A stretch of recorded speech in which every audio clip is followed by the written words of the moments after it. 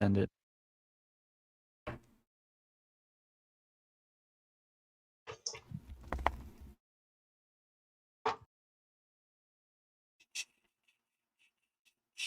There you go. Hi. Hello, people. Hello. We're playing Dungeons and Dragons. Maybe. I don't know. Maybe it's something else. But last we left our intrepid heroes a long time ago. This was a while ago at this point. The galaxy far, far away. They had saved the goblins to a degree that at least stopped forward progression of an undead army.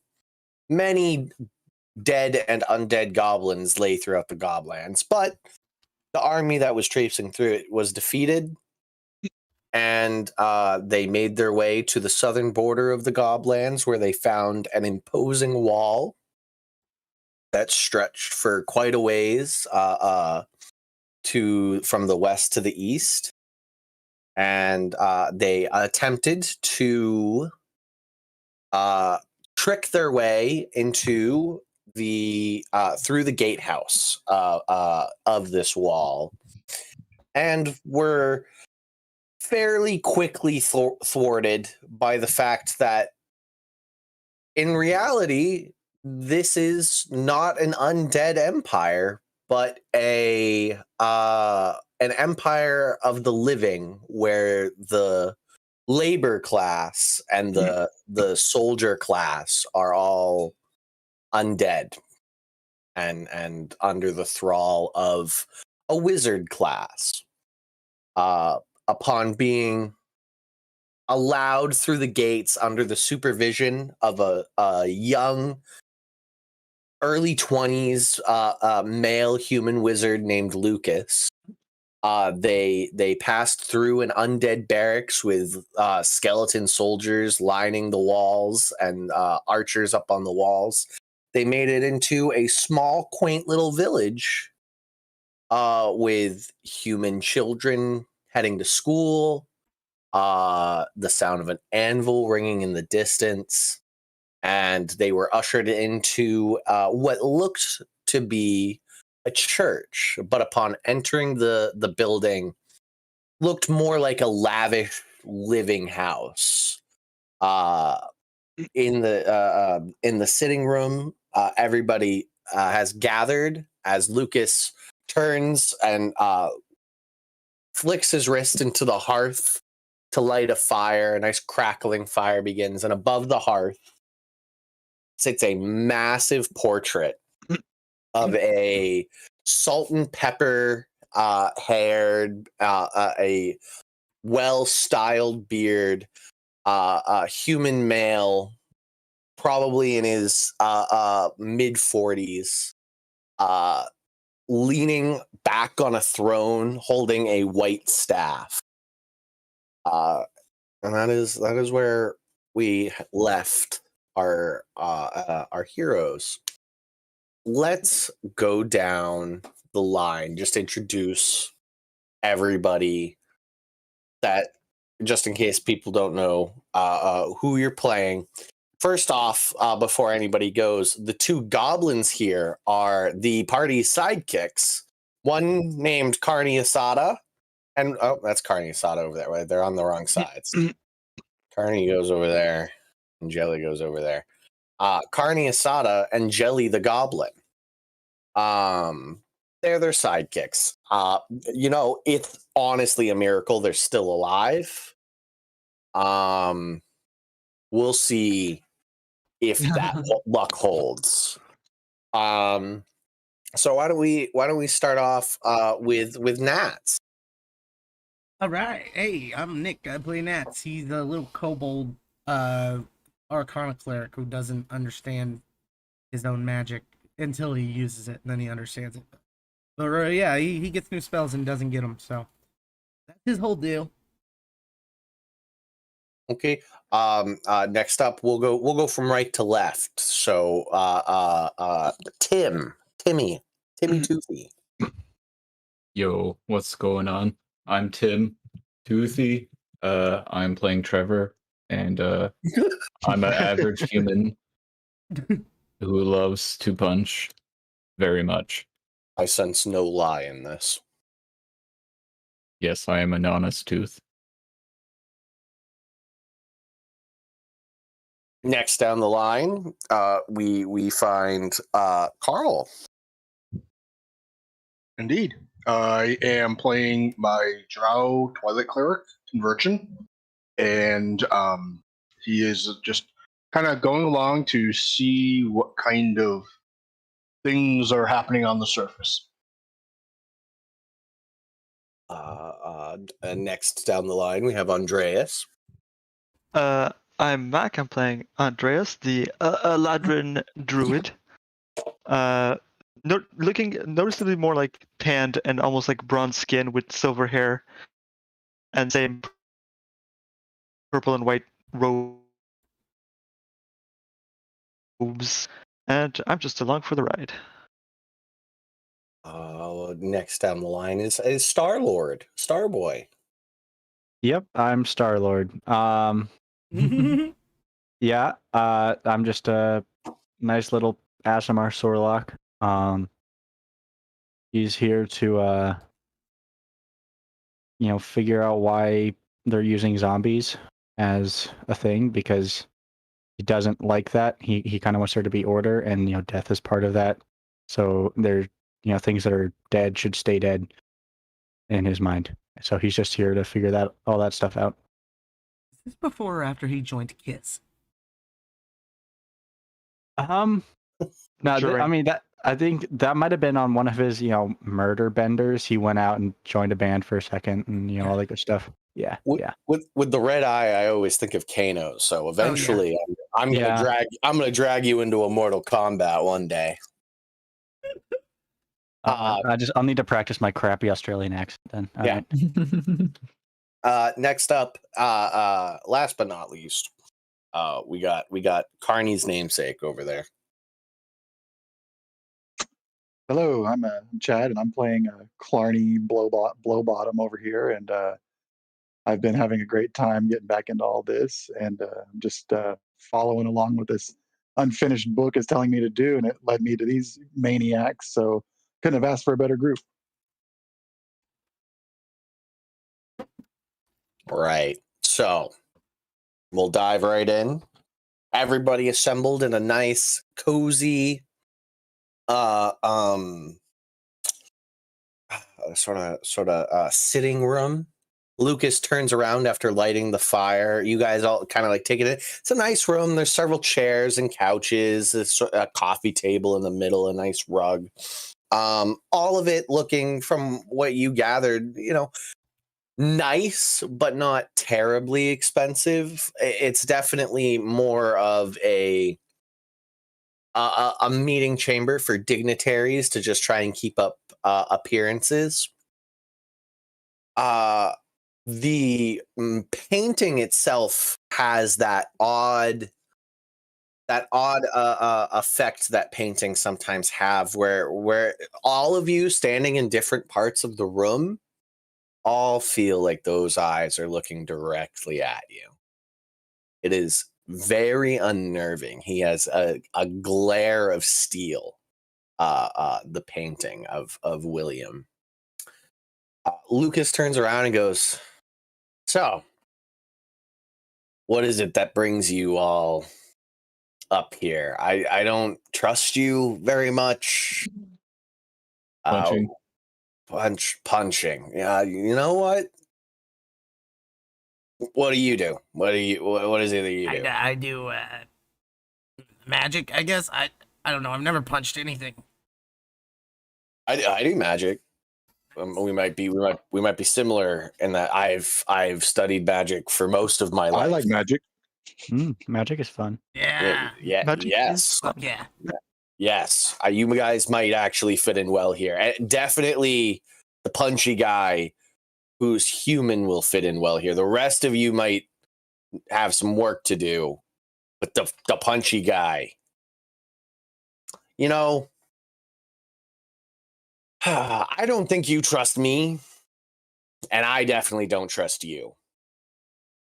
So what about we come to an arrangement, a beneficial arrangement for both parties here? All right, who has to marry your daughter? I am only 22. I don't have a daughter. I'm only But then- 7. He looks an absolute because he's never really he's never studied kobolds, so like he just looks in like astonishment and like almost disappointment at the more adult looking people in the room of like you've brought a 7-year-old, a 7-year-old. Hey, I was Seen a banished. 7-year-old kill people. I was banished from the kobold killing when I was like 4. So I've been on my own for 3 years. I can handle my shit, all right? To be fair, he's probably one of the better one of us. Although that is a very low bar. That is You're not wrong. that is concern, especially since you travel with 2 goblins. Hello. Hi. You've killed a lot of our people. Yeah. We had to expand. I'm sorry for any of your losses, but the Elysian Empire needs to eat. Well, we've joined these guys, so I mean, if they're not going to kill you, I guess we're not going to kill you right now. We might get you later. Yeah. Yeah. I'm terrified of 2 goblins. That is You should be. my nightmare. He's just dripping with sarcasm. Absolutely not It's worried. Oh, It's okay. Tim doesn't know. For better or for worse, these 2 are harmless. I wouldn't say that. They could like bite you or something, but they won't hurt you in the You long never run, know. probably. Yeah. It's okay. I don't think they're rabid, and I've had my rabies shot, so I'll be fine. Yeah, they're definitely not rabbits. Lucas smiles at these comments and takes a seat in a very nice chair and waves his hand. And as he does, a bunch of sort of like teapots and plates of sandwiches float out and land on the table. And he sort of gestures at them for you guys to take part in whatever you wish. He goes, I have a problem. Not Don't we the all? worst problem, of course. I could handle it with a little paperwork and a little bit of trouble. Might lose a soldier or 2, which is more paperwork. If you But a don't bunch mind, of- do you have like some candles you could light? I'm gonna purify this food. You're lighting candles? No, could you light some? I don't have any on me. The food's not poisoned. You don't need to cast. It Purified definitely food. won't be. You know, if it makes you feel better, he snaps his fingers and 2 candles sort of like float over lit. Okay, I'm listening. Just 10 minutes. Is anybody eating the sandwiches? Well, Yeah, Tim is. Yeah, I was going to say the goblins definitely have already dove into the sandwiches. Andreas is definitely like half-hearted, like nibbling on one. Not terribly interested in what it is, but just like eating it out of politeness. It's a cute little cucumber sandwich with a little white bread. It's nice and simple. Oh yes, paperwork. But you know, bunch of foreigners showing up at my door. They deal with the problem. That's no paperwork for me. Why don't you, for the information and the backing of a minister of a border town, why don't you scratch my back and I'll scratch yours a little bit, huh? How's that sound to you, ragtag group? And what is it we need to do? And what is it we get? You're gonna have to give me 9 more minutes. Sorry.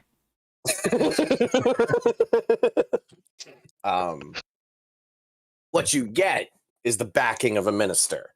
You can continue forth into our great empire with a chit saying you've done work.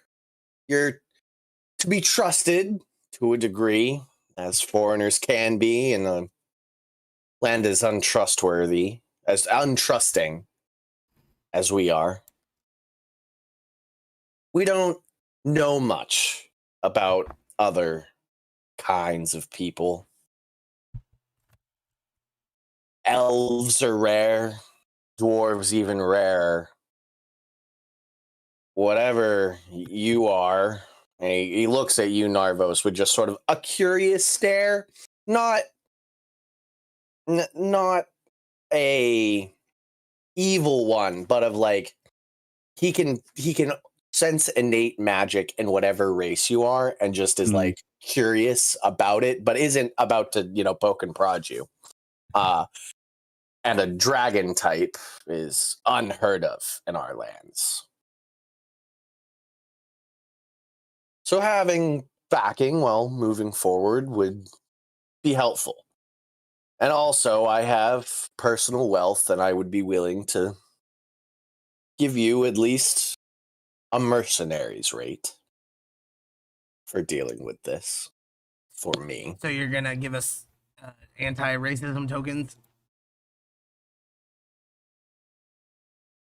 I wouldn't go as far as saying that, but it could persuade certain individuals of import that you are not seeking the immediate destruction of our way of life.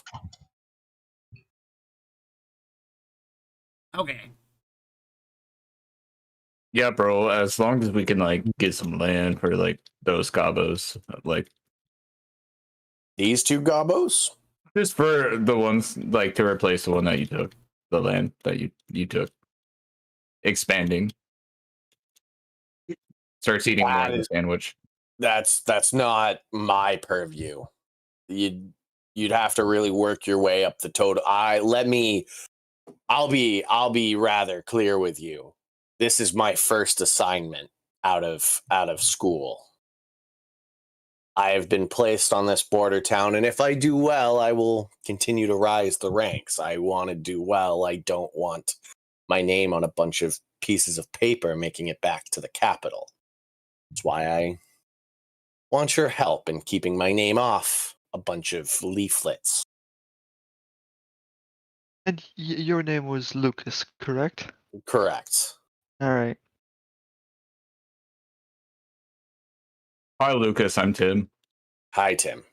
It's lovely to meet you. Yeah, you too, bro. Sandwich, pretty good. Thank you. It was made out of magic about 3 minutes ago. Well, Magic is my favorite flavor of sandwich. Mm-hmm. I mean, it's completely nutritious. It will give you the needed nutrients for a day, but not technically real, and not the easiest form of magic either. It's one of my specialties. It's what gave me such a prestigious position for my first assignment. Not technically real is also my favorite type of sandwich. So do we have a deal? Shall I tell you what problem ails me? I don't want to spill the beans, as it were, if you're just going to run off. Well, I'm sure the problem is not these sandwiches. if you got beans, Andreas I would seems like go get weirdly that. into the sandwiches at the moment. Like he's just like pushing the goblins off and like trying to grab a few of his own. It looks like he hasn't eaten in some time. He kind of looks curiously at that and sits back. Well,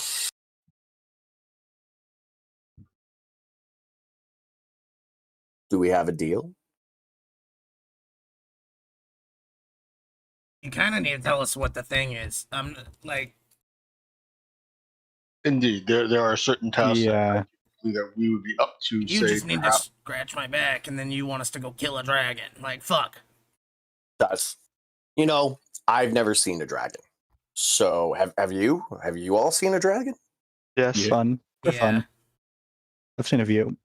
I've been around a while, so We might have to talk about that if you return. But no, my problem is a bit more. I could handle this, most likely with just a little bit of hassle. I expect people who made it all the way to our border. We very rarely see people approach the wall, and if we do, they're usually roving bandit groups of goblinoids.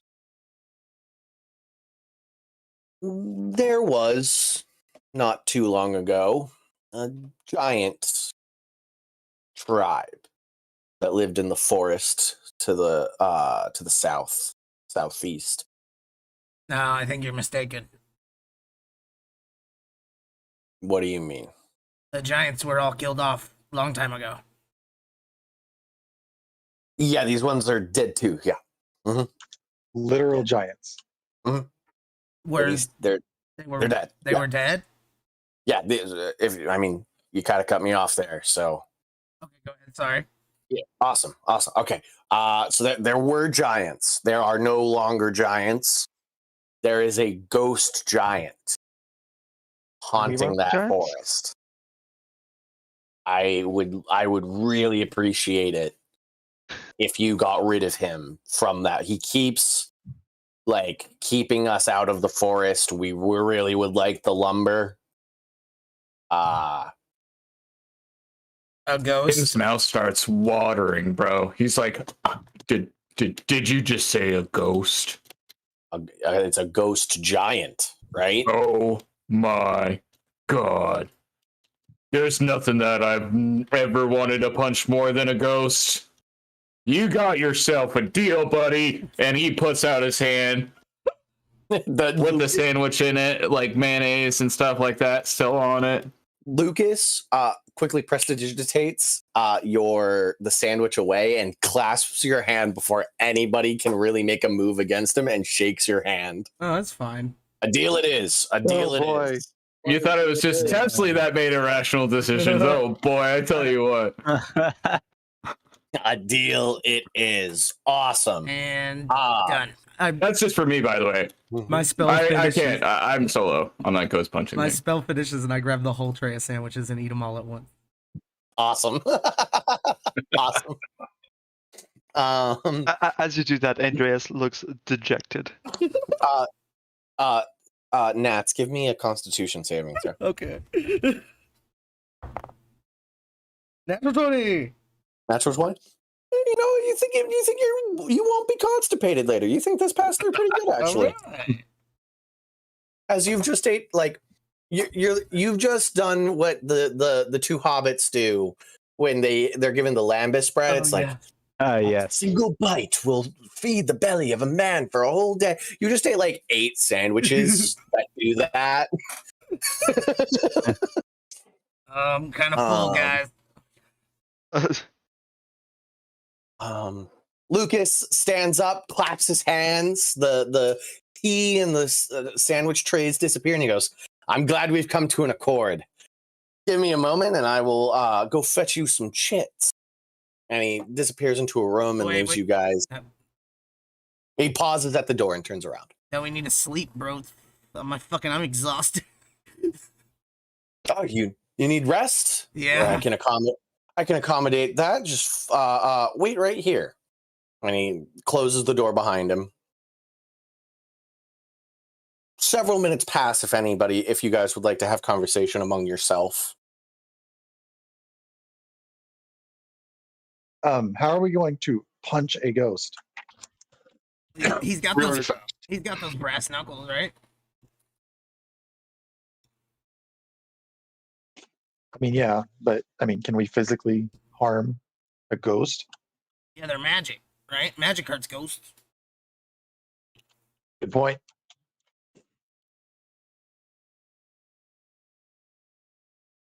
Now, the little goblin girl, she's probably not gonna be able to punch no ghost. You can use them probably as not. recon.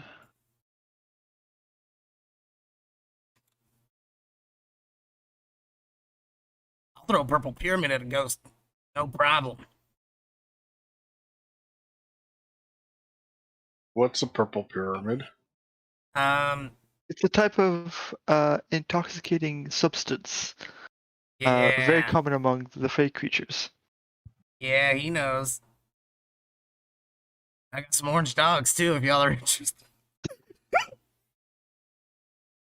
No, I- no. I had a bad experience with orange dogs last time I tried it, so I'm afraid I'll have to say no. That's fair. Purple pyramids, though, I will absolutely partake in that. Oh, you wouldn't want one of mine. They'd hurt your insides. As long as they don't hurt my outsides. Well, that's if you swallowed it. Well, I guess I'd have to be able to see your stomach to put one there. I don't know. It's that thing wizards do, right? Where the little things just hit. Oh, we're speaking about different things. Yeah. I know. I got your joke though. I was trying to follow along with the orange dog thing. Yeah. It wasn't a joke. No, yeah, I know, but You send purple pyramids out and they hit things. yeah, you've seen it before. Ah. I didn't realize that they were purple pyramids. Oh yeah. A giant purple people eater. So the door opens again, and Lucas comes in with a small chest. He's holding between his hands. He puts it down on a coffee table, flips open a latch, and inside are how many are you? 1, 2, 3, 4, 5, 6. He does not have chits for the goblins. He take that as you will. Racist. No. Possibly. And he hands each of the main party members a coin, about the size of a silver dollar, like a 50-cent, a 50-cent coin. So that they're bigger than most coins. It's got a bit of heft to it. On one side is a like almost classical Roman a stamping of William the First, and on the other side is a clawed hand that you can see that it doesn't attach to anything, and like there's just a bone holding the hand. It looks as if it's a severed hand, and the flesh has sort of been peeled away towards the bottom of the stump. And it's just a clawed hand, gnarled and very undead looking on the other side. And he hands one to all of you. You show this, and you know, any patrols you come across should leave you alone for the most part. They might have some questions as to how you got a hold of it, but without hearing word of a village falling or a village minister falling, they're not going to think that you stole these, as they're kept under pretty good guard. For places to sleep, I can't accommodate you. And he walks back to the same door. He whispers a few words and waves his hand, and you watch the doorknob change from a sort of like bronze turn door, like turnable knob, to a latch, like an dark iron latch that he pulls to open the door. And inside is a different room from what you saw previously when he held open the door, and it's lined with racks of beds that seem very dusty from disuse. That these beds have not seen use in years, probably, but beds nonetheless. Hey.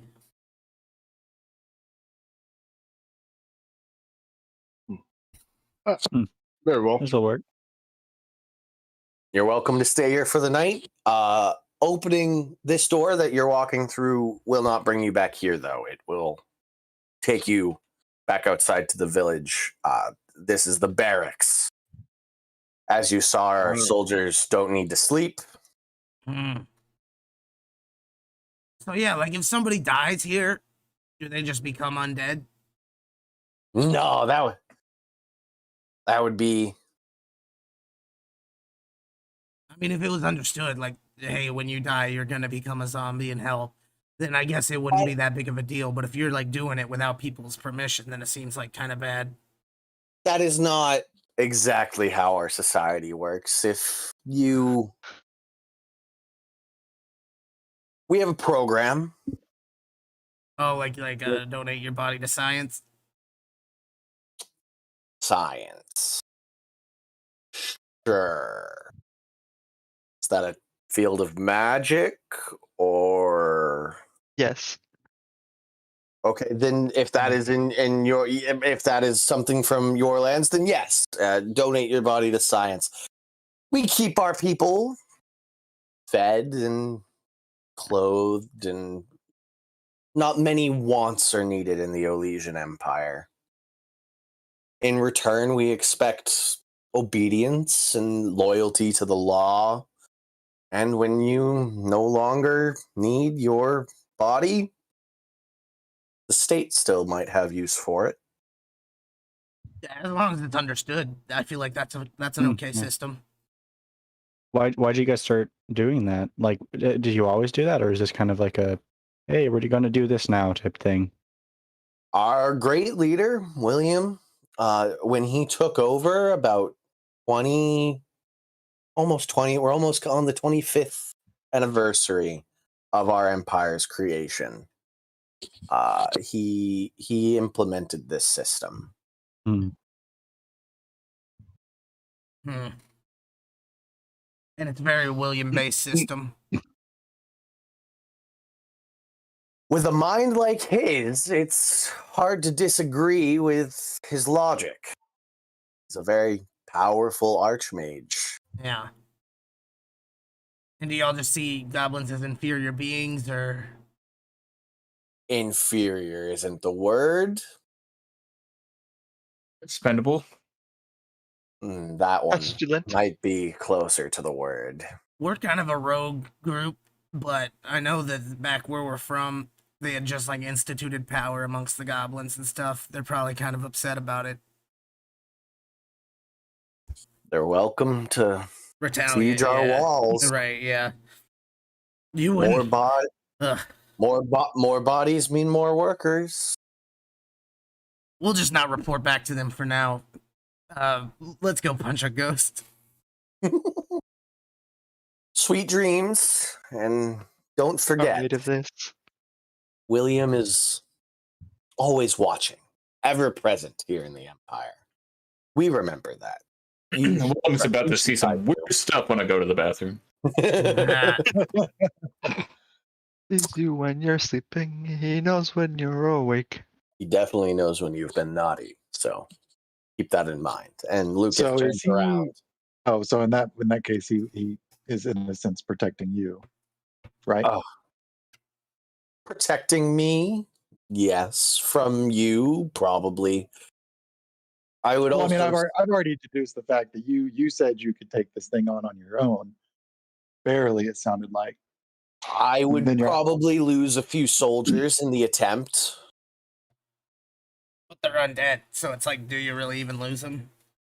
Yes, when their bodies are destroyed, there's nothing to animate. Yeah. Do you have any fodder to send with us along the way? That would mean paperwork. I see. You're catching on quick. William, being a benevolent leader, but also a strong, forceful hand, keeps his eyes on all of his underlings, and if I were to overstep my bounds, I'm sure I would be quick to know of his anger. Is he alive? William? Yeah. Oh, yes, very much so. Okay. We've had a few attempts at lichdom by people trying to usurp William. They always seem to find that the power spike they gain isn't suitable enough to conquer the conqueror.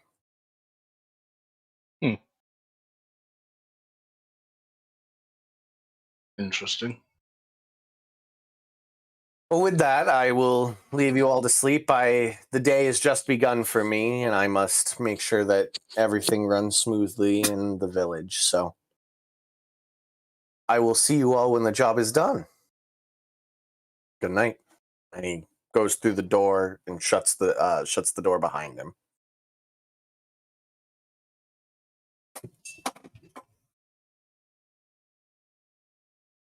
Really not so Yep. bad a society, huh? What up, William? My name's Tim. I know you're watching. I gotta go use the bathroom. Just preparing you. You might have heard my remark earlier, but yeah, all them sandwiches, bro. William, I'll just tell you in the bathroom, and I just start talking out loud to William, walking to a bathroom. I like this idea that Tim Toothy now has an imaginary best friend named William that he thinks is ever present and watching him. I hear you got a lot of magic. You're a real popular dude around here. That's real awesome. If you're a ghost, I promise I might punch you a little bit, but who knows? That's funny. Like if all the hard labor's taken care of by unconscious beings, then a society could really thrive in the arts department. I'm curious, and I suppose we'll eventually find out. Yeah, if they don't have dope art, then we're killing them. I mean, you did see that painting. It was very well made, very well done. I believe that Oh. all good art necessitates at least some amount of good quality drugs. Okay. Agreed. Well, I'm curious if their society labor is based upon skeletons and zombies and the undead. Oh my. Why are they so short on food that they have to invade a neighbor? Yeah, like, and if It he's could- the conqueror, he's taken over so much land. They should have land to plant crops on, right? I would It think could just be a growing population, which inherently requires more food. Oh shit, it might get cold too. I didn't think about that. We're south Hmm.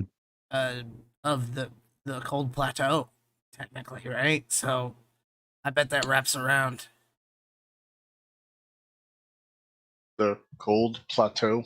Yeah, that big shelf of ice just south of the cobalt kiln, you know? It's like the hot plateau, but not. I'm not particularly familiar with the geography. Oh yeah. I've been all over the place. Not this far south though. You barely know your own spells, but you got a great grasp on the geography of the land. Yeah. Lucas, just as a comment from the DM, Lucas did make a statement about a capital city. Yep. So there does seem to be some sort of metropolitan center of this. Right. Of this He said this empire. was a border town. Yeah. So we're just now entering, obviously, through the gates and the wall and all that. Yeah. Yeah, Okay. we're in like Roman era London. Walmaria. No, we're like in Roman era, some small fort along the Hadrian Wall. Yes, that one Yeah. one is more correct. Yeah, that one is more where you're Okay. at. Yeah. Cool. But no, Any- yeah, I any- just discovered magic like a month ago, bro. Just found it on. He's been studying maps for like 7 years, Yeah. though.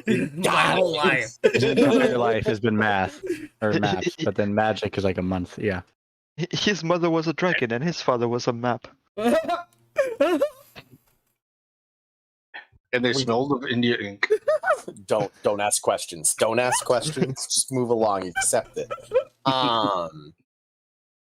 Right. Any things to be done before you guys take your long rest? Is anybody going to keep watch? Or do you feel comfortable enough to just everybody go to bed? Tim's all right to stay up and do watch. Yeah, I I feel just want to go to the comfortable bathroom. Conversion because he wants us to at least do this job. Conversion can at least be like the elven meditate thing. Yeah, Andrea's gonna do the same thing. I can kind of be half awake. All right, Take so a second to watch. we'll do Tim Toothy first, Andreas second, and Conversion third. And so Conversion will take your watch with a long rest. Already have happened. Yep.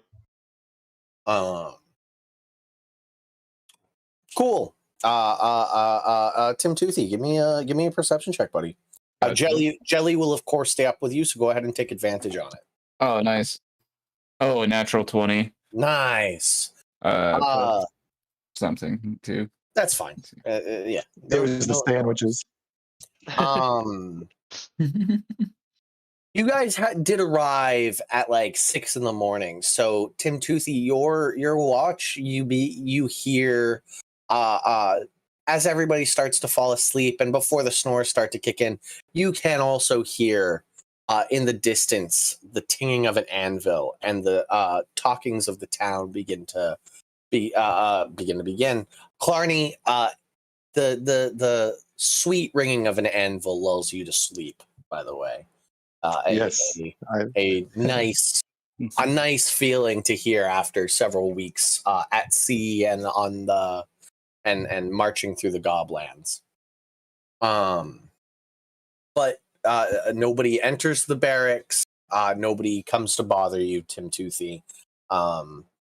The most you that happens is that there seem about 3/4 of the way through your watch, the door in front of like the front door that Lucas left through, you see shadows pass by, and with your natural 20, you count eight shadows pass by, and you tense for a moment, thinking that somebody's about to that like a contingent of soldiers are about to barge in, and then they just pass by. Interesting. Next up, Andreas. Whenever I swap out, I'll let them know. Okay. Instead of doing a perception check, can I be a little rascal? What would you like to do? I hear the sound of the anvil, presumably, right? Yeah, it tings constantly. About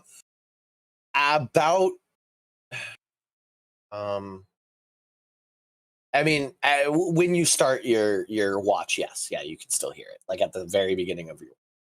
Okay. How far away does it sound? It's probably ringing from either halfway or 3/4 of the way into the village. Okay. And would I have any guesstimation of like how far that is from me? Like, would it be easy for me to get there and back relatively quickly? Yeah, I mean, it'd take you probably 10 minutes to walk there and 10 minutes back, but you don't know what'll happen in the meantime. It's a small village, you could probably run the length of it in 15-20 minutes. I will then sneak out and make my way to the presumably blacksmith. Okay. You open the door, you walk out, and you are at the you look up, and there's the wall continuing down to your left and right. Above you are lined along the wall in about like 8-foot spacing, skeleton archers, bows at the ready, arrows knocked in. They're not pulled taut, but arrows knocked so that they can just swiftly pull release. Yep. You see down the wall, probably like 300 feet down the wall at this point. But it's very easy to see because it's clear cut along the wall, so it's just a straight line on either side. Moving a unit of soldiers just patrolling down the wall on this side of the wall. You're unclear why there are soldiers patrolling inside the wall, but they're there and they continue marching down. Skeleton warriors. Yep. You follow your ears to the sound of the ringing anvil. It takes you a little while. You pass by several women doing laundry outside of their houses. One who's gardening in front of their little houses is a very generous word, by the way. It's in this border town. It's a lot of like stone huts or mud and shale huts, thatch roofing. The technology. This isn't a technologically advanced society at all. You pass by them all, and they all kind of like pause and look at you. Nobody tries to talk to you. Nobody tries to stop you, but you're an oddity. And as you pass, consistently, the groups of people run together and start whispering. Eventually, you make it to what looks to be the center of this village. A 2-story building stands on one side of the road. The road, by the way, is not paved or cobblestoned at all. It is just packed dirt. The climate here seems to be cold and a hard packed earth. You can see like a tree line in the distance, gray skies. It's almost entirely been gray skies while you've been here. It's a gray and hard place to live, but they are eking out an existence here. On one side of the road is a 2-story building with 2 mugs of frothing ale on a sign that is obviously the local tavern and inn. And on the other side stands 2 buildings kind of adjoined. One is another 2-story building with 2 coins on the sign and like a very inviting front door. It's probably the general store, the where people here would go to buy goods. Any words on any of these signs, or is it just symbolic? It's just symbolic. Okay. And sort of like attached to the side of this merchant building, made out of like sheet metal and stone cobbled together, is a smithy that the smoke is rising from the chimney, and the closer you get, the louder it gets. And a big, burly, large, red-headed, red-beard human male just is working away on one of those exact same shields you've seen every single one of the skeleton warriors using. Hi, greetings, salutations, whatever passes as a greeting in this place. I have a special request. He doesn't stop hammering for a solid 45 seconds until he finishes what he was working on. Picks up the shield, looks at his work, nods, puts the shield down, and looks at you with this look of like, I don't think you understood that you can't. Why did you just think you can interrupt me? Is the look he gives you. He crosses his big burly arms. Andreas looks around like a bit furtively, as if anyone was watching him, they get the impression that he seems to be trying to do something under the radar and probably less than legally. Hi, yes. I have a special request. Do you do magical blacksmithy here, or are you just the old-fashioned hammer and anvil type? Magic is for the smart folks, the uppity types. I work iron. How skilled are you? He scoffs at that comment. Best in this town, best for miles around. Village upon village would come to me if they had the time and resources to pay my rate. William, bless his name, pays well.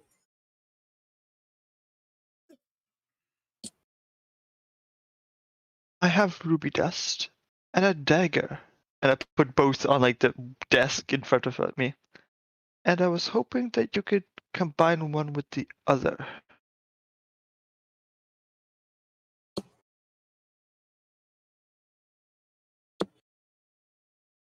I can do about the only thing I could do, and it would take time.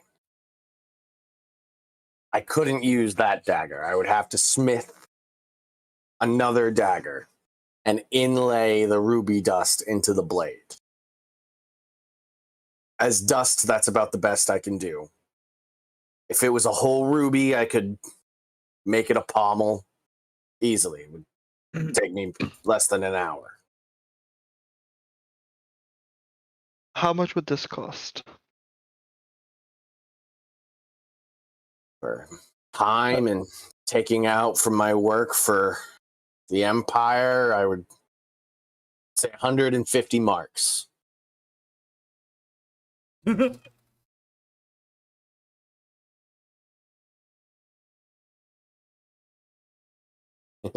Deal. Make a deception check. I don't know what marks are, but you know that your buddy Nats has a lot of gold. That's But you don't know what marks Right. are, and you haven't seen currency here. Yeah. That's unnatural. He puts out his hand and shakes it and he goes, I'll take half now and half later. I will leave you with this dagger as a substitute for the one you're going to make me. And you can take half of the ruby dust, which is worth 100 marks. His eyes squint. And he starts, how much ruby dust did you have? 100 gold's worth.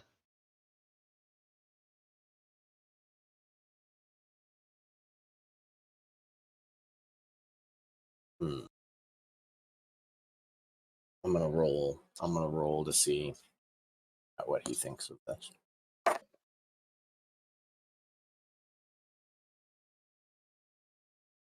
Don't you love when you roll to see what people think and you roll a 10 so it doesn't help you at all? You're like, it's a 50-50 still.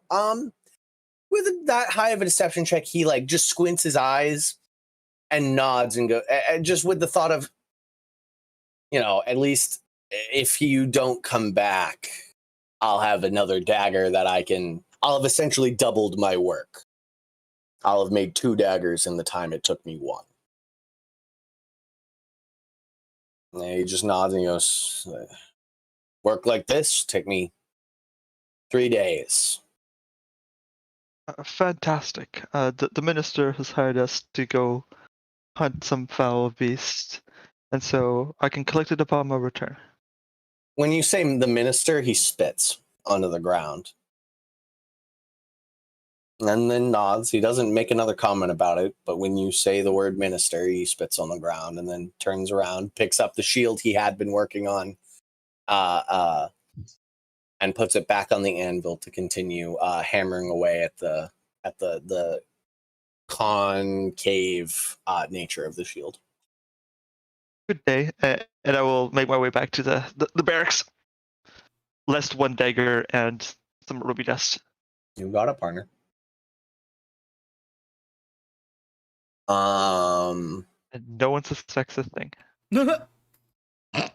All these Except people that have Convergent, never who seen is an elf completely aware. staring at you as you walk through the street. Correct. Yeah. In Convergent, who you probably know is perfectly aware of his surroundings. Right, yeah. Yeah. Convergent, you definitely know that Andreas walked out. Oh yeah, he's gone for about 25 minutes and comes back. Yeah, correct. Right. Andreas's thing passes, and Convergent, give me a perception check. Oh, cocked. Perception. Woohoo! I got a 7. Changing of the guards, Convergent, did you talk to Andreas at all? Like beyond like formalities. No. Okay. It doesn't say anything. Lets you He's not believe you got entirely away sure. with it. He's not entirely sure whether it was the odd human food disagreeing with you or not. That is fair. There is no. If any of you need to use the latrine, there is no restroom. I don't know if Arrowknee has indoor plumbing, but the Elysian Empire Nope. does not have indoor plumbing. Errand has magical plumbing. Stuff is Yes. just prestidigitated away as it hits They the have toilets. portals in Yeah. the bathrooms. They at least Mini don't have it in the barracks that haven't been used in years. You know this. Understandable. You know this does mean that there's a pocket dimension somewhere that is Yeah, just just full of filled Arrowknee's with Arrowknee's sewage. shit, yeah. It is. That's a game That's a in the shit future. problem. Yeah. That's where what's her face is getting banished once we get around to that. Christine, yeah. Oh. So with a 7, you're nothing happens, nothing occurs, but you also don't really, take in anything in particular. And everybody gets their long rest. So everybody can mark your stuff. Andreas, if you want to change your spells, this is the time to do it. Nats, if you want to change your spells, we have fun. Yeah, I'm gonna change first level around to stuff I already know. Okay. Only noobs choose to change their spells. Pros just keep the same ones forever.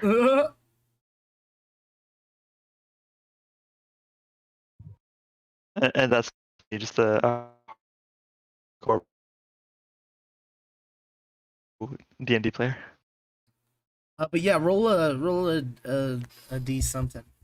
Trying to get a second level spell, Sean. So if you want to just give me one. A 9.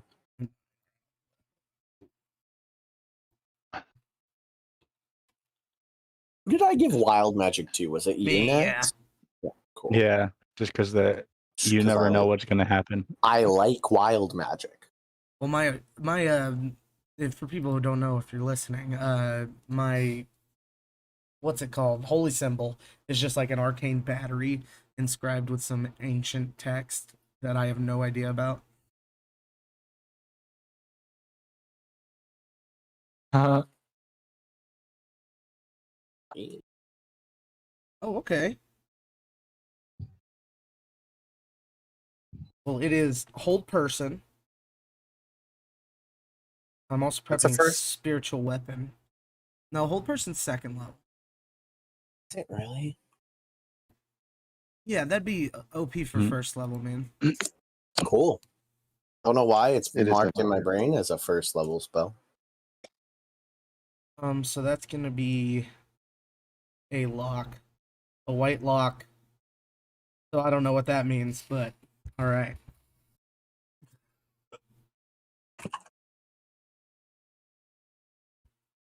I will make it purple, actually.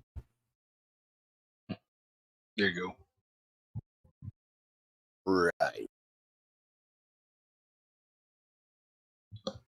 So the party gathers for the morning.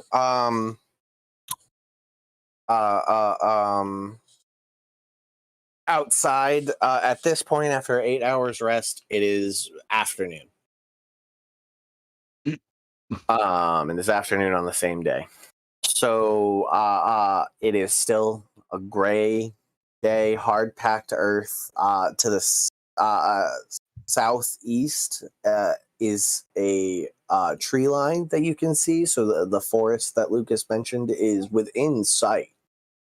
Probably, an hour or so of a nice walk towards the forest.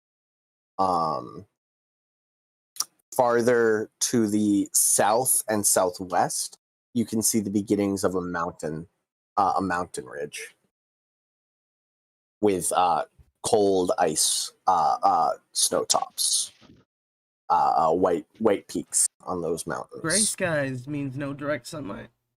Correct. Oh. Can I try to find Minister Lucas?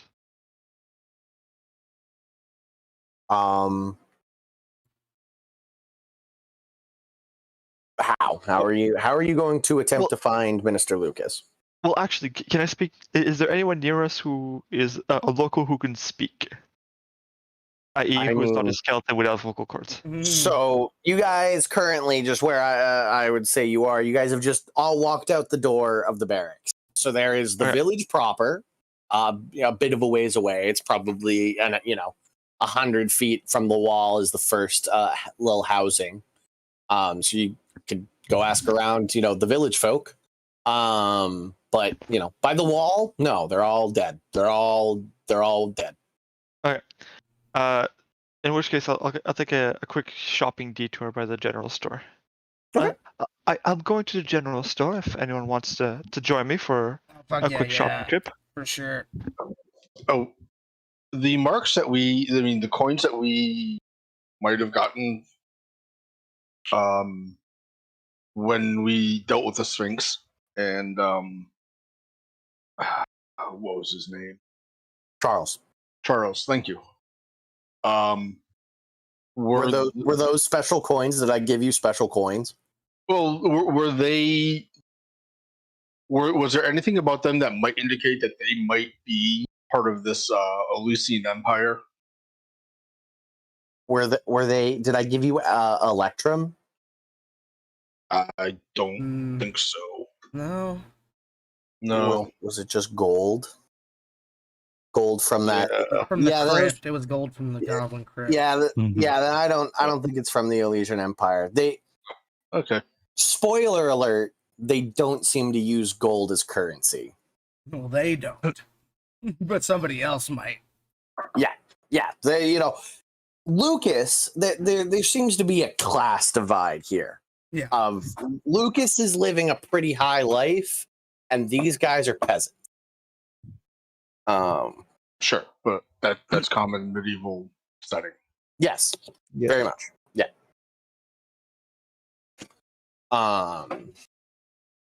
So general store. It's easy to find as you walked through the village already. Is the whole gang going? Sure. I'll tag along. Everybody follows along, the goblins included. You are a clown troop. I have my William the First coin out, just pointing at anybody looking at me.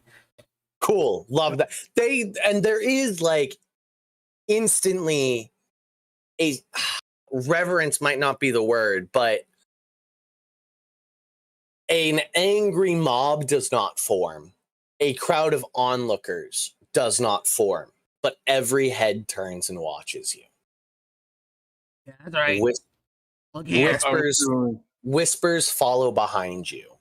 I assume every single person is human. Yeah, there is not a single other race found in this village. They are all human. The path of dirt, right? And give me a perception check conversion as you're paying attention to this. I got another 7. Another 7? Yeah. There hasn't been a single person. There isn't an elder in this village. The oldest is maybe in their 30s. There's a lot of young children. There is not a single old fart in front on their porch.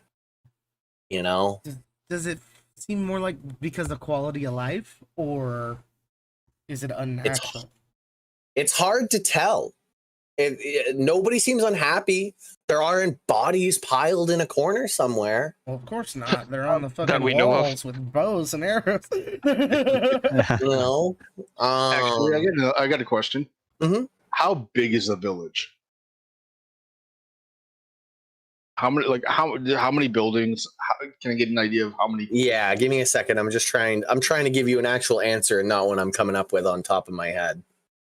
Yeah, it doesn't have to be specific because it's kind of like It's- looking around, going.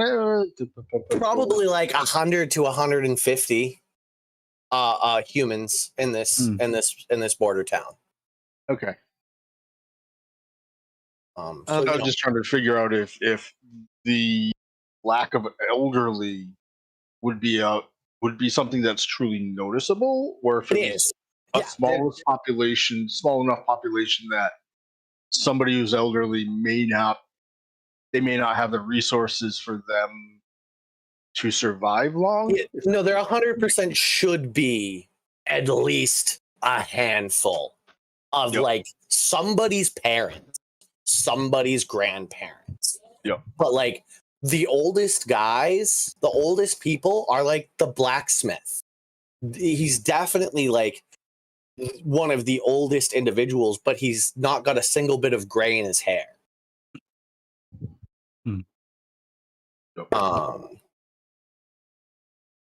You guys end up in the general store. Inside, it is wood crates, some produce. There are loaves of bread being baked in the back. This seems to be a place where bread is picked up. Crates with names, last names on them, surnames, are being put together and put to the side for delivery. And you do see a young teenage boy as you guys walk up to the general store, like a courier, run out with a box in his hand and head deeper into the village. As you guys walk into the general store, a young blonde woman, probably in her early 20s, turns around and goes, "Well, hello. What a..." And like, I have a coin. she sees Tim Toothy first and then looks at the rest, and like fear and panic begins to set in as she thinks she's like the walls have been taken down and she didn't hear it. And then you put up the coin and there's almost this moment of like inner turmoil as indoctrination like runs in her brain, and then she kind of like nods silently and goes, "Oh, what can I do for you?" Andres? Oh, Oh, there we Oh go. no. Andres? What can I do for you? I think we want to buy stuff. Yeah, I think they're having Wi-Fi surges in Canada or something. I'm looking for holy water. You can make that. I don't. Oh shit! Can I? I don't know what holy water is. Never mind. I'm gonna talk to my friend. Can I get a like water skin? Hey, we can do that. Costs a mark. It's not expensive. I don't have your weird people money. I have 400 gold. You have gold? Gold, yeah. You want like one of them for the water skin? I feel like that's fair. Yes. All right, yeah. Yes, please. Here you go. Like, it's very obvious that gold is not something that comes into her hands ever. There you go. Water skin. Thank you. Yeah. The transaction is made, and she like puts it down her shirt. I won't tell nobody. Andreas, are you there, my friend? Yes. Hi. I have two questions. Mhm. One, I'm looking for maroon cloth or robes, preferably good quality. Or where is the nearest city or town or metropolis or capital, and how far away is it where such things could be acquired? She frowns a little bit at your request of a maroon robe. Goes, "I'm sorry, we're not tailors, and coloration is hard to come by." The closest metropolis, the closest city is Erie Chester. Probably a week's ride to the south. Okay. Good to know. Thank you, and I'll Yeah, give her there. gold too. Are you giving her one too? Yeah, for the information. Here, I'll give her 5 more. Say here, 3 for you and 3 for that little boy.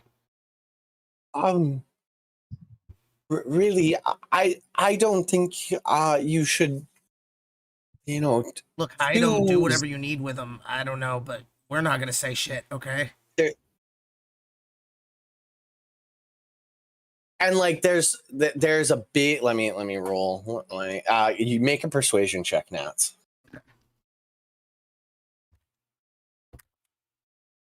6. 6.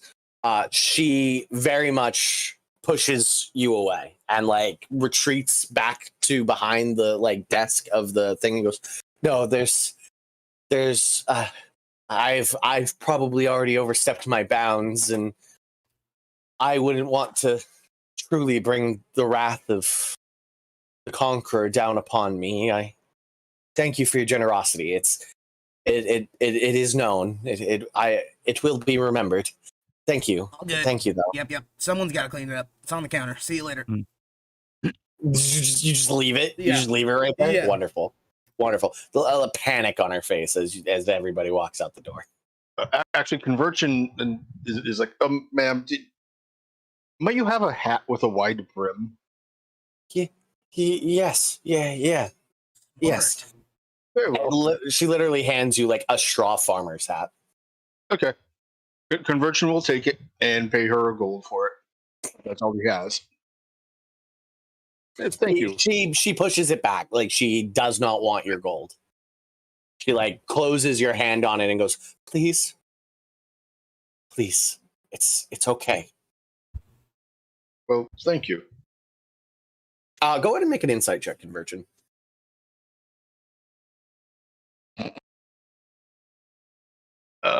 Finally, somewhat decent roll. 17. 17. She had, with the 5 gold being placed and then you trying to hand her a gold, she has become honestly scared for her life. Like there is true terror in the amount of gold that has just entered her place of business. Okay.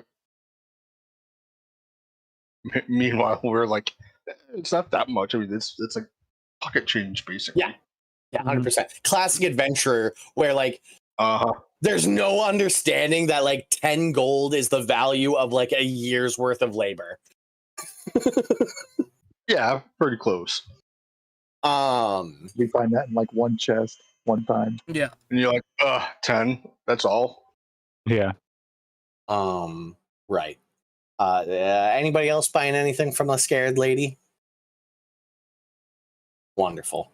You guys all head out. And begin. Unless there's anything else you want to do in the village. No, I got my cloak up, kind of the hood up, so it's shrouded, so it's hard to tell that I'm not human per se. Like I look human, but I'm obviously not the correct coloration, I guess you could say. You definitely get less stares than some of your other compatriots. You're more intriguing to the wizard class than anything else. I'm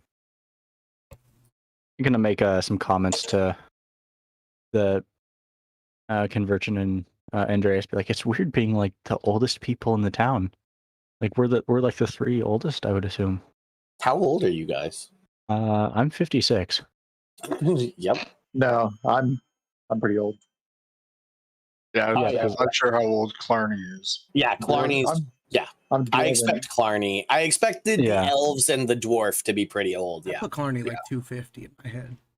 Actually, no, I'm not that old yet. I'm fairly young, so Yeah, I've got Conversion at 142. Yeah. I'm 127.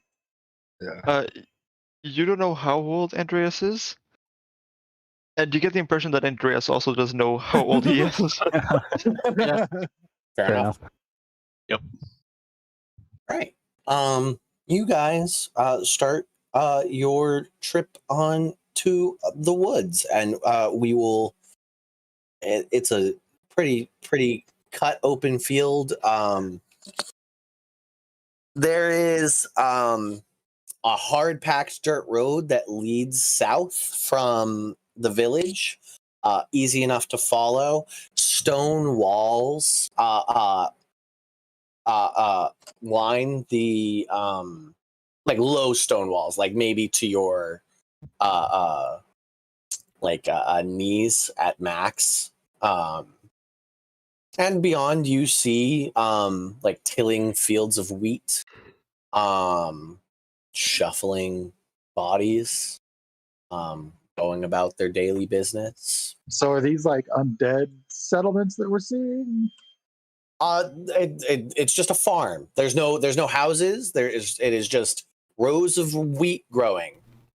Okay, but are we seeing like any kind of like undead or humans or anything like that? There are shuffling undead bodies. Okay, that's what you're. Okay, Is Yeah, it would you ranging say, from Would you say it's tightly compact? Like they're fitting as many farms as they can in this space? correct Yeah. as close to the village as possible. some mass production going on here. They just And don't have good it land. doesn't take too far. Maybe 10 minutes of walking out of the village and the farm stop. The walls sort of curve around and encapsulate the last farm, and like so that there is at least some sort of barrier from outside of the farming center proper for this village. And you guys continue to the forest over like stone, hard packed earth. It's not. There's not many. It's like bushlands essentially as you approach the tree line of admittedly, what you would assume would be a well forested, like there should be deer and bears or some sort of Critters. yeah, there's meat to be hunted in these woods. But as Lucas told you, a ghost seems to haunt it. And the villagers, from what you'd gathered, are probably a superstitious lot and would rather just eat bread and cheese than go into these woods right now. Okay, guys, so I know giant, but I learned it from reading, so the pronunciations might be way wrong. Right? Better than what I can do. Better than me. Yeah, I can't even read, bro. Hey, Let us see why the giant, if it will talk. yeah, maybe we can help it finish its business, and then it'll just go away, right?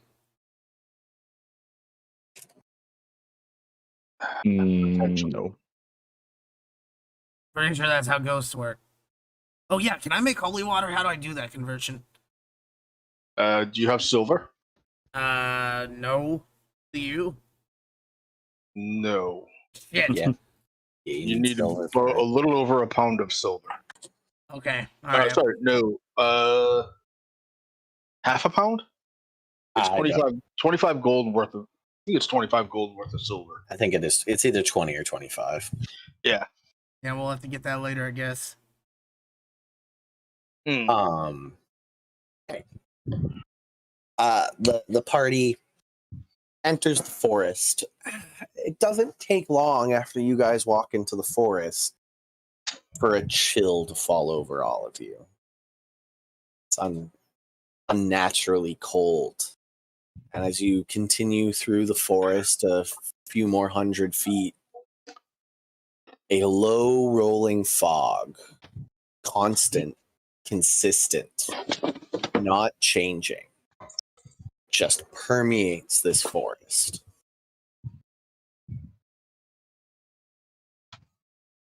I ain't scared. A few 100 feet more into the forest, you guys walk sort of like spread out a little bit through the trees, walking through. Perhaps you should call out to him. Nuts. Do we know his name? I don't. Should I just say ghost? Start with hello. Hi. Go ahead and give me a perception check.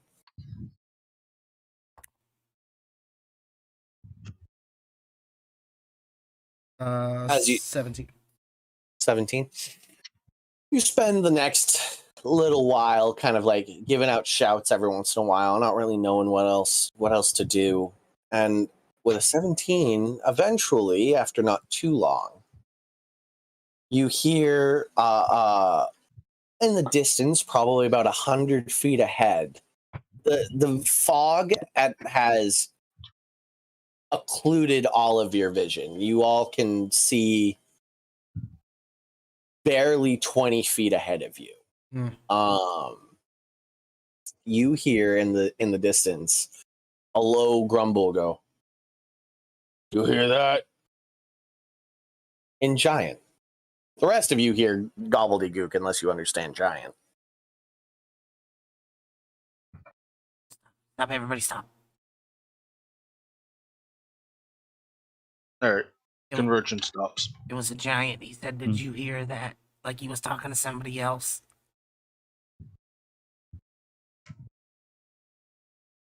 Probably was, bro. He only said there was one ghost.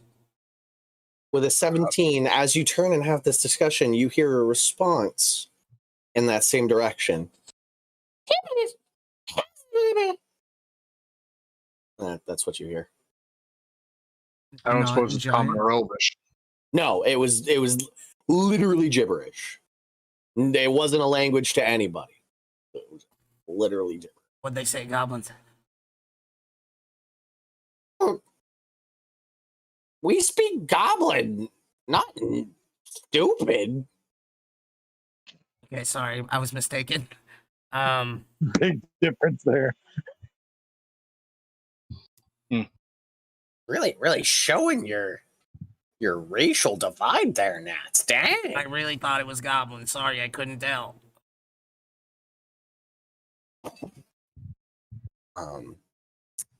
At this point, are you guys trying to be stealthy where you are, like crouched low, huddled together, or are you guys just talking?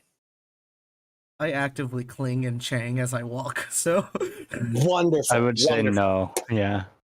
So, please Andreas continue. is being very confident and just like doesn't even notice that he's surrounded by fog in a spooky forest.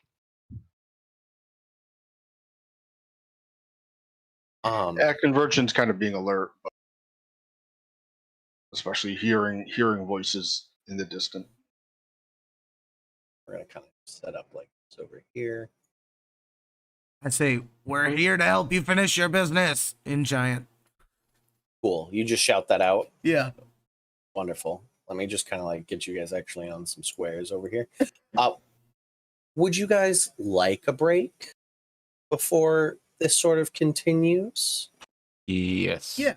Sure. Yeah. Yeah. Before we get deeply involved, yes. Then let me set it up first, but we will take a break in a hot moment. So you shout out in giant that.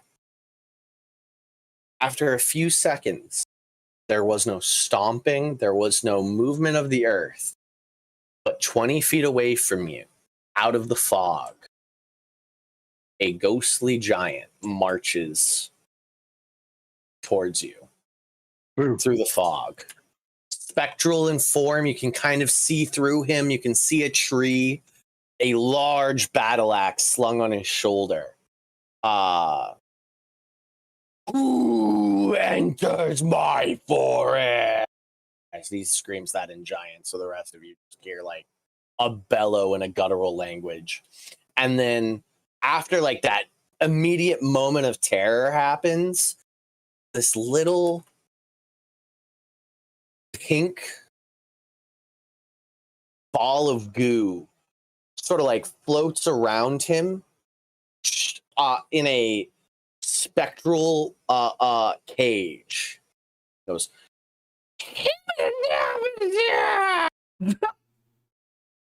Great. and that's where we'll take a break. Fabulous.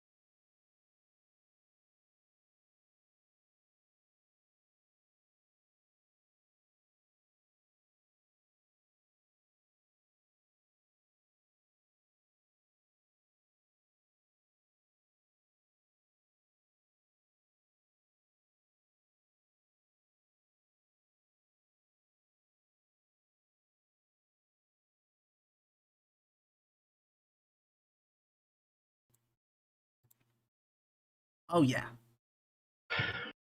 We're back.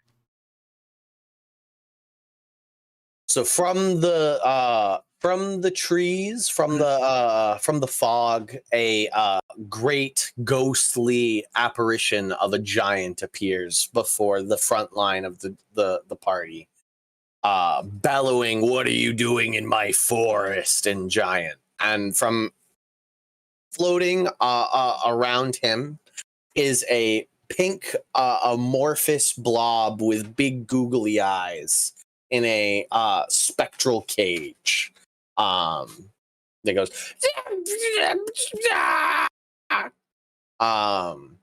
What do you do to that? He's still like swiftly moving towards you. But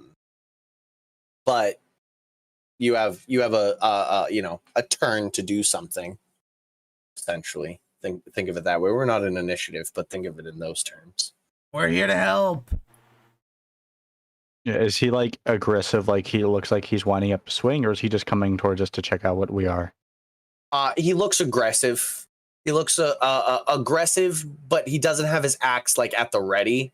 Mm. But he's angry. He's definitely like the tone of voice. You don't know what he said, but the tone of voice is like anger and rage. But he doesn't have the axe battle ready.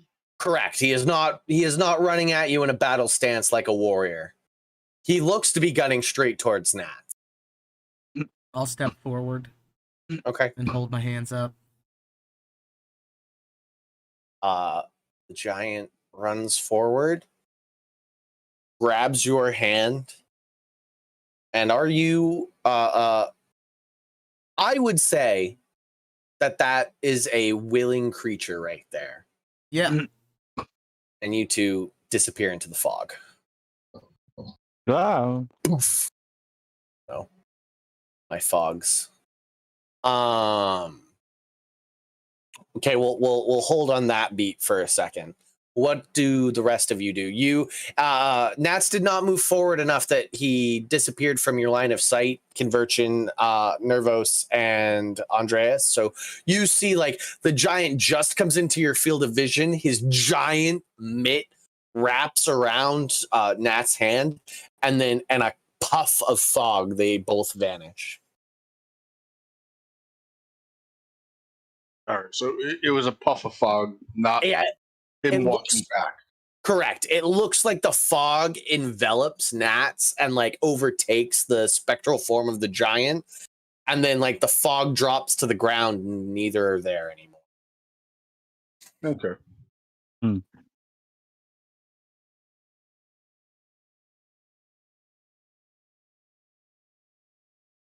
But I'm loud, right? So I'm still talking. I'm loud, so I'm still talking to him. I so was can just they curious. hear I was me? just curious what their immediate response was Yeah. going to be. I will cast Flame Blade Cool. as a deep, like a dark red. Kind of cuts the fog immediately around you in like a 2-3 foot radius. Flame Blade appears in my hand. Um, Can I hold up the drift globe and say I'm gonna bright? use it to like yes. burn around any of the remaining fog around me. The fog, the moment you move the flame blade to a new spot, the fog very quickly overtakes the area that had been cut away before. The flame blade keeps away the fog immediately around it. And it's not like getting rid of the fog entirely. It's a pervasive environmental effect. I cast guidance on myself. Wonderful. And Guidance. I've already got like the shield out and hammer ready, so Yeah, like I'm ready to go combat wise, but that's about all I do. And Clarny gets the drift globe out, and so while you still can't really see because the fog is so thick, the area you are in constantly will be bright light. Cool. Just out of curiosity, if I like said the daylight spell, would it like be as bright as daylight because of the fog? Or you see what I'm saying? Like, or would it be a little abated a bit because of the magical fog? I feel like either way, it's daylight, so it would affect two of your party members very badly. That is correct. Yeah. That is Okay, very correct. I'll just keep Yeah, it. like even that. just Yeah. the regular light, it's like, Yeah, I think Okay. rules is written. They actually don't like that bright light, but I'm not a cruel person. I'm unclear though. I've never actually played. it specifies There's a sunlight. direct Cool. sunlight. Cool. Then yeah, that daylight probably a problem. Yeah. Most likely a problem. Sunblades, they suck. Yeah. Don't bring these guys into like a Curse of Strahd game. Mm-hmm. You'll just have to fight Strahd on his terms. Anyways, moving right along. You guys all prep in your own ways. Tim Toothy, what do you do? I'm very curious about what Tim Toothy does when Nats is ushered away. Starts charging. Well, wonderful. That is exactly as I expected. Jelly the Goblin, of course, right at your side. At this point, I'm actually going to pick up Jelly and just Wonderful. put it on my shoulders. Wonderful, wonderful. Right. Tim Toothy charges. Hey Moose, what's up? So back at the compound, in the center of a clearing, you stand, Nats. With this giant looming above you. He gets down on one knee, puts an arm on that knee, and leans even closer down to you. And just sort of like cocks his head, squints his spectral eyes. I'm gonna say in giant. Hang on 1 second, and then yell out in common. Don't come and attack. Hold on. If you can hear me, don't attack. We're here. Well, I'm trying to help. I don't want this to be a fight. I'm saying this in giant again. Go ahead. I've never seen one of you.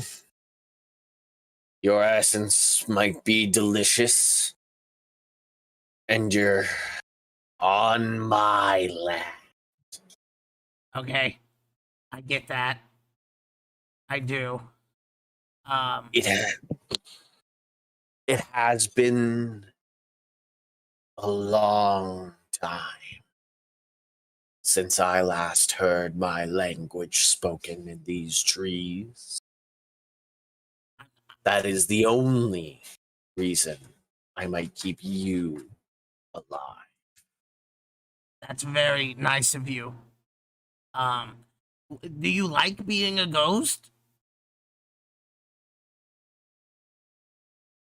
I don't like it. It is my burden to continue the memory of my tribe and protect their lands.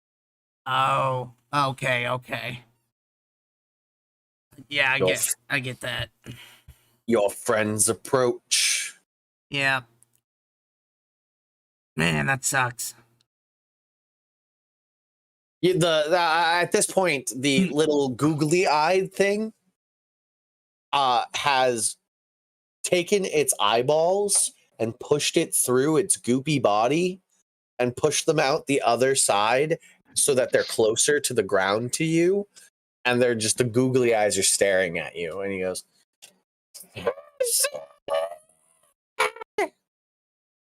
I don't speak googly cube. and like a little bit of like the jelly goop kind of like shakes off the sort of like he's got like a almost Casper like body where it's like googly and sort of round at the top and then comes to like almost a tail bottom. Is this your pet? The only creature that seems to tolerate my presence for a long enough period of time. The rest usually fall to the corruption that pervades my people's lands. Oh, there's corruption. What kind? Yeah. What does it turn you into? His eyes squint at that question. That's how corruption works, right? It'll turn you into something, whether it's politically or Dead. It turned my people dead. oh no, that was the dragons.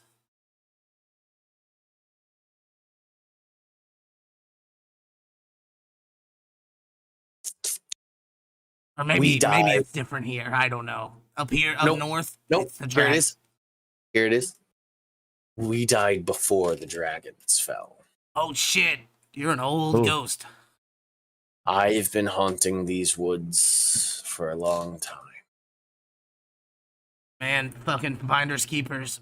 I don't know if I can stop the party, but I don't personally feel like. Yeah, at this point, everybody's kind of rushed forward, and we'll see what happens. Tim Toothy. It's kind of up to Tim Toothy right now, to see what immediately happens as Tim Toothy's running full sprint into this. Everybody else, I'll say, is sort of like at the edge of the clearing. Would we have heard anything? It's Like all him in shouting? giant. Yeah, you heard him shout. It was muffled, but you did get the gist of what Nat said. Everything else, except for the gibberish, which is gibberish to all, you don't understand giant. So this conversation is happening entirely in giant.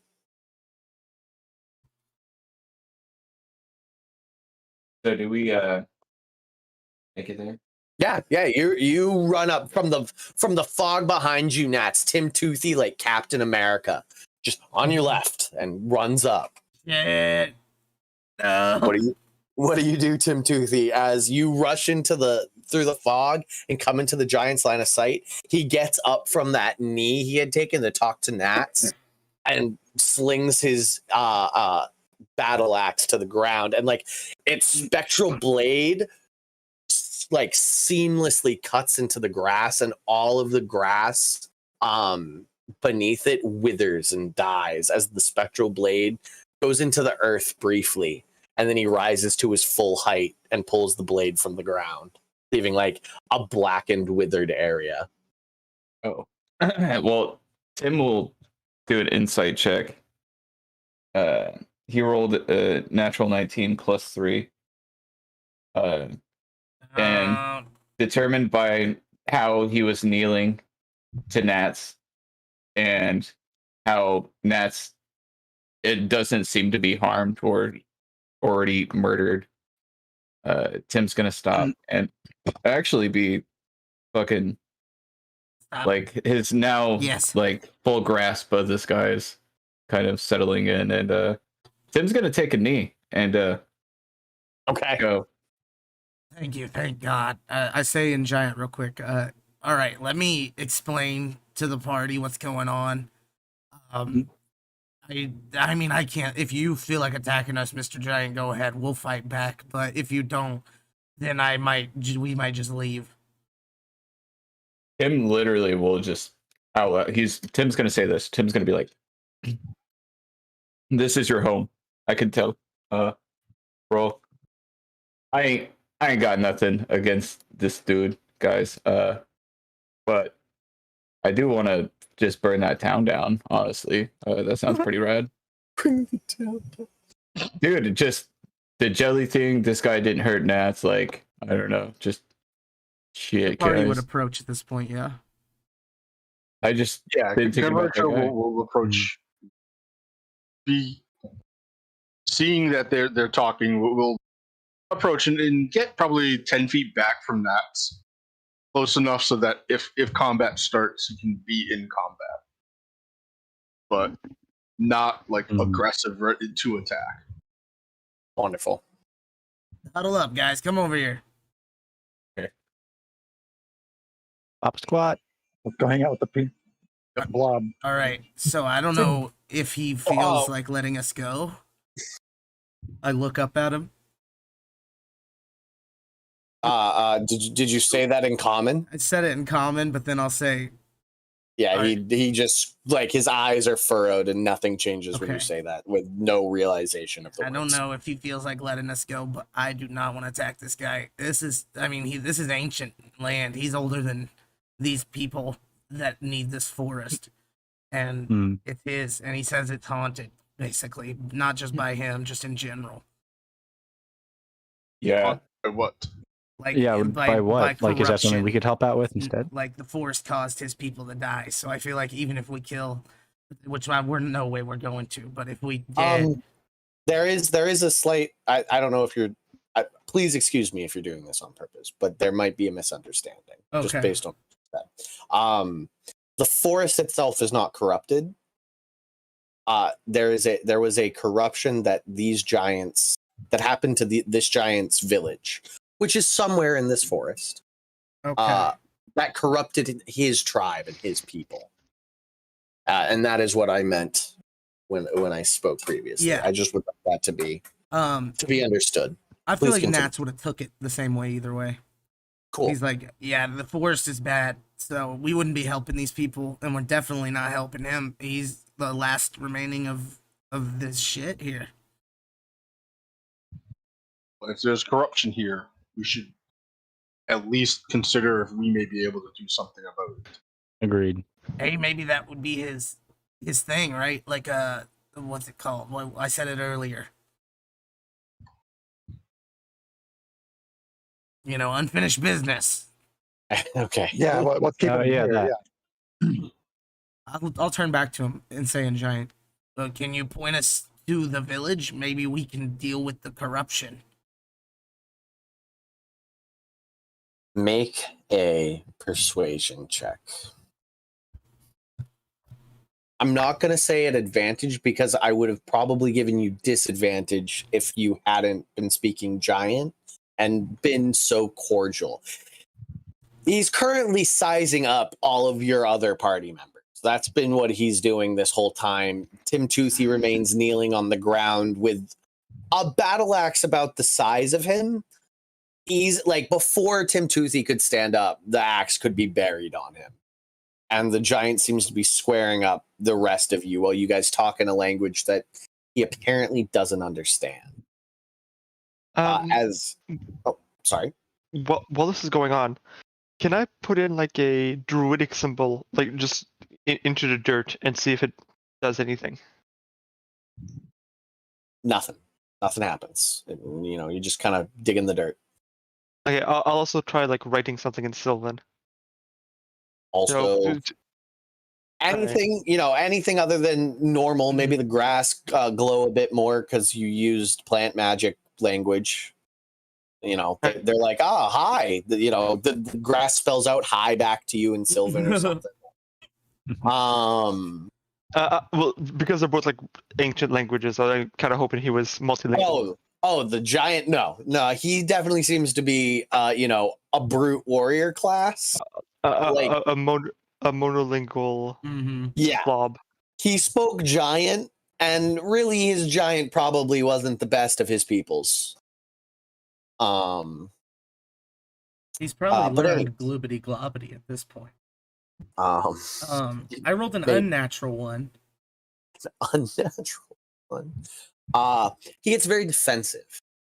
He's very defensive about you asking about his home. Sorry, I didn't mean it that way. Sorry. He takes a step back away from you all and pulls up his axe in a more defensive. Anybody with proficiency in insight, go ahead and give me an insight check as he makes this move. With actually, Goopy's actually going to stay. 9. So, I rolled an unnatural 20. Nice. I got a 18. I do not have proficiency in it. Anybody that rolled above a 15 can tell he instantly shifts on his foot to face the direct west, and like it instinctively seems to have taken a step into putting himself between his village and you. I didn't mean it that way. You don't want the corruption to be rid of the thing that destroyed your people? It is my burden Okay, well, what to if... remember and to protect what was lost. Many treasures of my people remain untouched in our ruins. Yeah. Many of the Olesians have come to tempt to find out how the shamans did what they did. None of them have left this forest. Sean. Nats is obsessed with giant technology. So you can take that information as you will. You at this point, you might have to fight your way through this giant to get it. But we'll see how this conversation continues. He just doesn't want us to deal with his stuff. We might have a chance to leave if we do it now, guys. It's up to you. I really don't want to. All right. I don't want to fight him. Yeah, I feel bad for asking for the land back for the goblins and then going and taking their Yeah, land. no, That's where I feel that, bro. Like, I can't do it. This is his deal. but he's just a ghost, you know? There's no other giants around. Even in death, he has honor, though. Yeah, I respect that. yeah. I'm out. I stand up and I bow and I take my leave. Tim Toothy dips. Goopy follows. Oh shit, that's his only friend. Goopy, no. Go back, Goopy. Go to Dad. Go to Papa. I'm no Papa. Get on out of here, you old Goopy. Go on, get. A single tear, a single like pink tear drops to the ground. Don't you see I don't want you anymore? Get it. Goopy starts like floating around the rest of the party, like not like attaching to anybody, but just sort of like that's what Goopy's been up to, and then just happened to be on Tim Toothy when he left. Goopy continues this sort of like tracking nature. Still, by the way, trapped in a spectral cage. Yeah. It's the giant's pet now. All right, well, if I know anything, it's never split the party. See you later, giant. I go to follow Tim Toothy. That's. I need you to make me a wisdom saving throw, buddy. Oh, man. 6. You all watch as Nats turns to go away. Spectral cage surrounds Nats. Exactly like the one on Goopy. And you no. That's not good. You begin to be pulled to the side of the giant. You are now Not good. charmed. Okay. Shit. So Does Tim see this? yeah, No. Tim, go ahead and make a perception check because you said you were huffing foot out. Well, Goopy started following me, and then I told it to turn around. I Oh, was looking at the admittedly, party. no, you don't see it. The fog occludes your vision, Oh, but you shit. might be able to hear something depending on what the party does next. So, we'll keep that. We'll keep that in mind. Okay. Yes, you are now charmed and currently incapacitated as the giant doesn't want you to do anything. Okay. Nat. Okay, well, I'm going to holler out for Tim now and Okay. say, we probably need your assistance, sir. I start sprinting. I should just like Tim thinking about the like implications of taking this man's land and not like, that's not who I am. That's not who we are. Tim, we need you. This smile comes across Tim Toothy's face and like this shit-eating grin as he just sprints back with jelly on his back. Just starts Forrest Gump running. Yeah, both of their fists already in the air, ready to tussle. Dude, it's so true. You know exactly what I was thinking. That's so good. Right. Are we rolling initiative? Are you guys about to attack this guy? Cool. Oh, yeah. yeah. He's definitely. It's not. There's no surprise around. He I'm knows gonna what just attack happened. The guy, the cage. Yeah. I'm attacking something. Yeah. Awesome. Everybody roll sick. some initiative. That was great. That was some good RP, everyone. I would like to just good job on that one. Yeah. Let me find my dice. Just 1 second. Throat.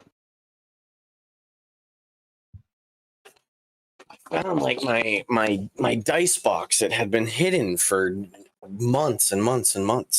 So I Oh, have awesome. my nice dice, like my Okay. metal dice, and I'm very happy about it. I got really confused because I'm so used to looking for Drogar that I'm like, where am I? I can't find me here. Why? Where? Ah! It was like, oh wait, I'm not him. I'm him now. Where's my pink dice? There it is. Cool. Right. Okay. Everybody make sure you put your initiatives in Discord here. And we will get going when that is ready. Write it in here too.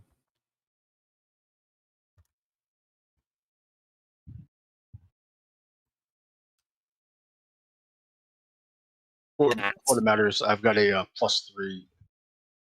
Sorry. No, it's fine. I'm just gonna go alphabetical order. No, okay. Up this way, just because it makes life just a tad easier. Sure. Toothy.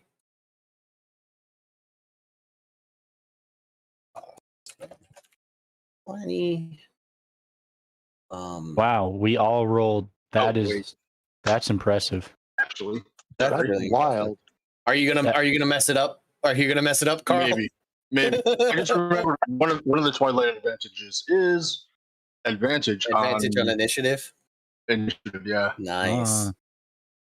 I swear, if you roll I again, still and get want you to another roll the 5. same thing. I want you to roll the same thing, though. Wow, a nat 20. No, never No. mind. Sorry. That was a That's typo. okay, Carl. Oh, No, there it is. gotcha. 17. Still, that's impressive that the rest of us managed to do that. 17. Yep. You beat everybody then. Yeah. Which is very good. So before we get into this, is he considered a giant as well as a ghost? Let me go look at the stat block I'm using, buddy. This is important. No. Statistically, no, and I apologize for that. God that is damn it. real rough. That's rough, buddy.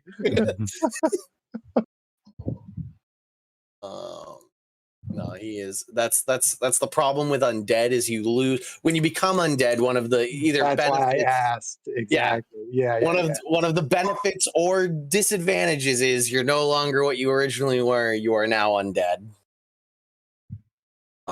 Is it cold out? It is chilly. Yes. Okay. My knuckles are emanating a 10-foot light. Cool. Clarny's hanging out with a big old ball of light as well. Oh, hold on. No, it's after that. He rolled a 2. Goopy. He rolled a 2. Actually, you know what? A combative NPC? He is.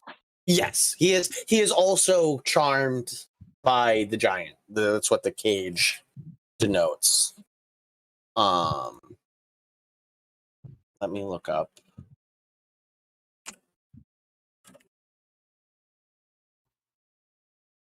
Just I'm pulling up a stat block real quick for Goopy.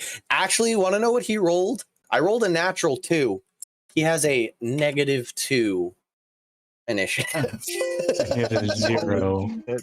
He has a -4 dexterity. Wait. He's a paladin? Correct. So first up, conversion. Let me kind of rotate the map so you kind of get a good view of what's going on here. I will go ahead and cast Bless on myself, Tim Toothy, and trying to remember if Narvos is a hand-to-hand melee kind of fighter or I can be. I think historically you've seen Narvos be more of the spellcaster, though. I'm a more spellcaster, but I do hit things if need be. I have the ability to do that. Andreas, same thing. Spellcast. Yeah, but you also notice that Andreas has a flame blade in one of his hands. Yes. I have this skull flail that I got first game. So So yeah, I'm gonna go with Andreas, myself, and Tim Toothy. Wonderful. For All you bless. guys got bless. Just That's a added D4, right? D4. Yep. To almost attack and everything. saving throws. Yeah, to almost everything. Everything but Alright. what you need most. I will step forward, up to the not quite to the like step forward, yeah, right there, and point at Nats. Looking at the dragon at the giant, Mhm. point at Nats and kind of gesture with my finger like he's coming with us. Gotcha. Yeah, the giant definitely like moves from his like defensive stance to a more aggressive posture as like a challenge has been set forth. Is that your turn, Conversion? Yes. Wonderful. Tim Toothy, and just a reminder, you're it's Tim Toothy in control of Jelly, and Clarny in charge of Carney. And those happen on your turns. So, and you can, I'm not going to be picky. You can choose whenever they go. Okay, sweet. So for my turn, I am going to use my movement to actually get to the frost giant. And I'm literally just going to try and punch it straight in the knee. Wonderful. That's a 10 plus 3 or plus 5, excuse me. 15. 15? Yeah. Thinks it beats it. Oh, sick. So, First hit, we learn armor class. nice. Mm-hmm. It is important that you tell me what's the physical damage and what's the cold damage. okay, so it's 4 physical, 4 cold. All right. And then plus 3. Okay, so the 3 goes to the damage. physical, so 7 Yeah. physical. Yep. The 4 cold damage doesn't seem to deal as much damage as you thought it should. Okay. Righteous. And then for Jelly, gonna be basically punching it, meeting my fist, kind of like in the same spot. Cool. Jelly, go ahead and make a Natural 20. A natural 20. Let's go. Jelly, 2 points of Hell damage yeah. from Jelly. 2 points of 2 whole damage points. from Jelly Jelly. MVP. MVP. MVP. Wonderful. Impact. Wonderful. Clarny, you're up. Okay, I'm gonna get.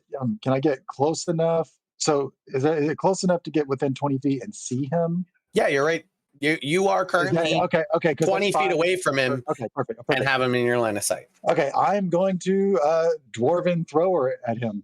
Wonderful. Yeah. You take this warhammer you have in your hand and you just chuck it with the might Okay. of your ancestors. Hold on 1 second. Let me pull up the stats real quick.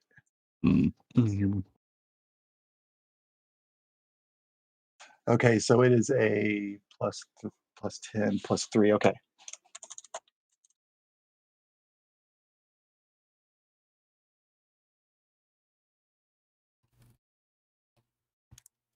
Okay, I rolled a nat 10. And that 10. So that one misses. The ghost seems to feel it coming. It being, when it was living, would have been its natural end. It would have killed it instantly. You watch as the ghostly giant goes incorporeal in the spot where the hammer was about to hit, and it just flies through unharmed. After a brief moment, with you now just being weaponless, it reappears in your hand. Okay, and then Carney is going to he's going to hang back for a minute. He's not going to just charge in. He's going to hang back by my side to the a little to the left there and just kind of be there. Cool. He takes a step back and just goes into that phalanx move that Carney seems to do a lot, where he's just like gone into protective guardian mode. Right. After Clarny and Carney comes the giant. He is going to, on his turn, he's going to take his action to go incorporeal and move over here. Oh,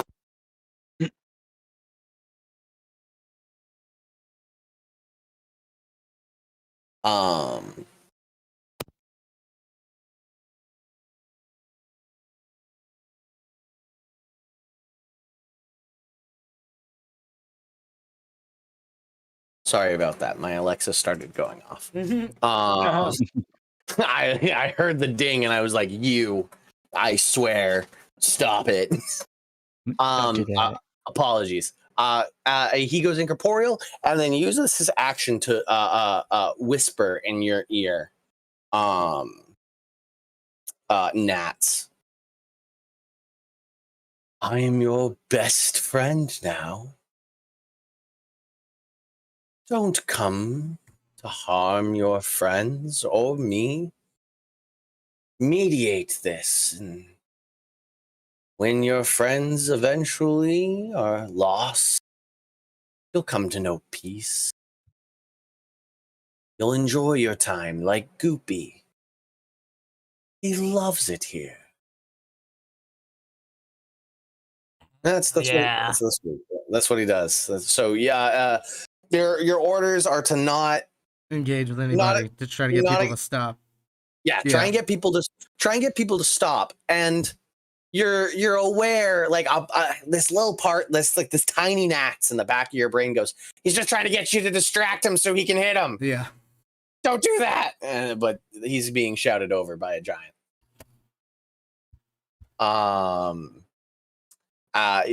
That's his turn.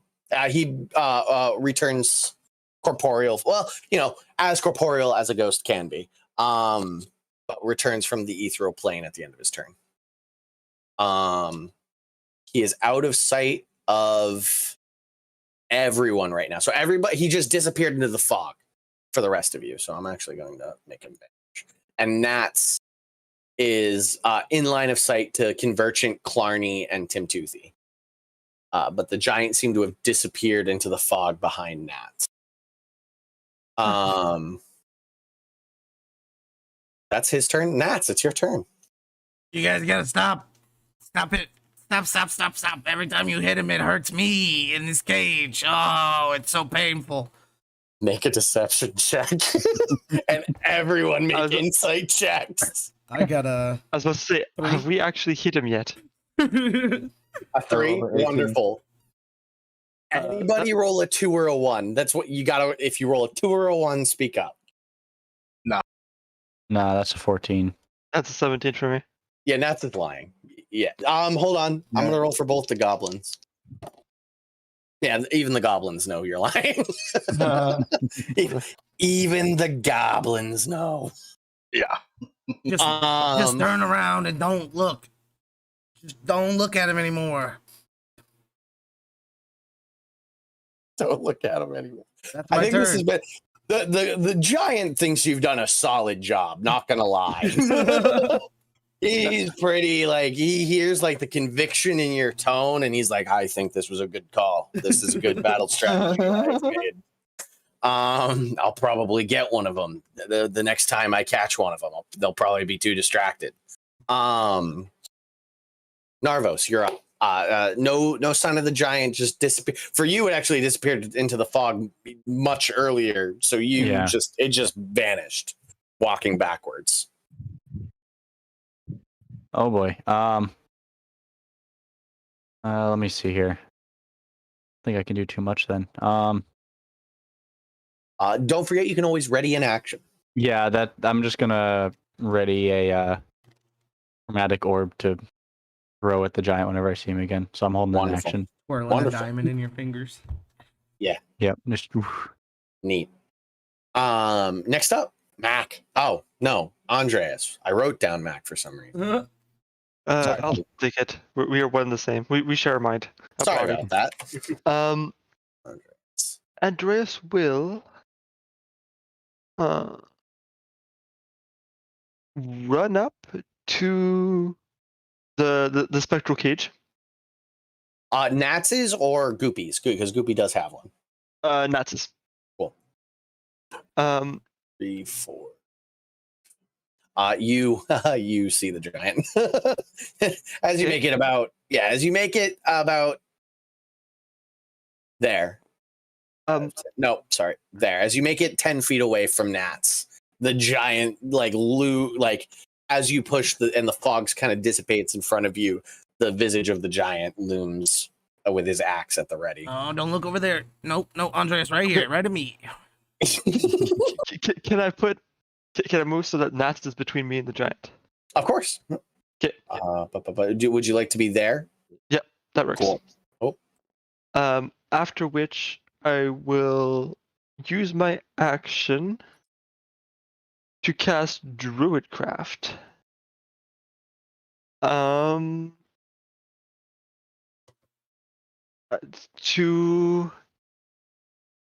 Trying to think what I can do with Druidcraft. Create the sound of a really large and strange bird, like off to the left of the giant, somewhere like there-ish. I mean, so Druidcraft, right? Druidcraft. I want to see the components. It is vocal and somatic. So the giant watches you cast a spell. Make a deception check at disadvantage.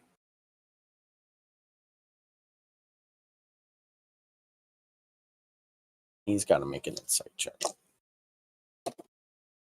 He rolled very poorly.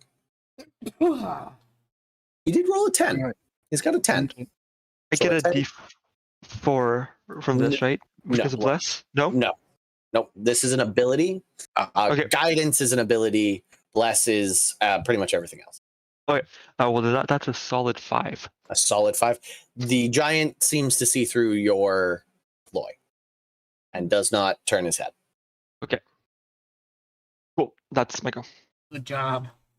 After Andreas comes Goopy. And Goopy has 2 targets near it.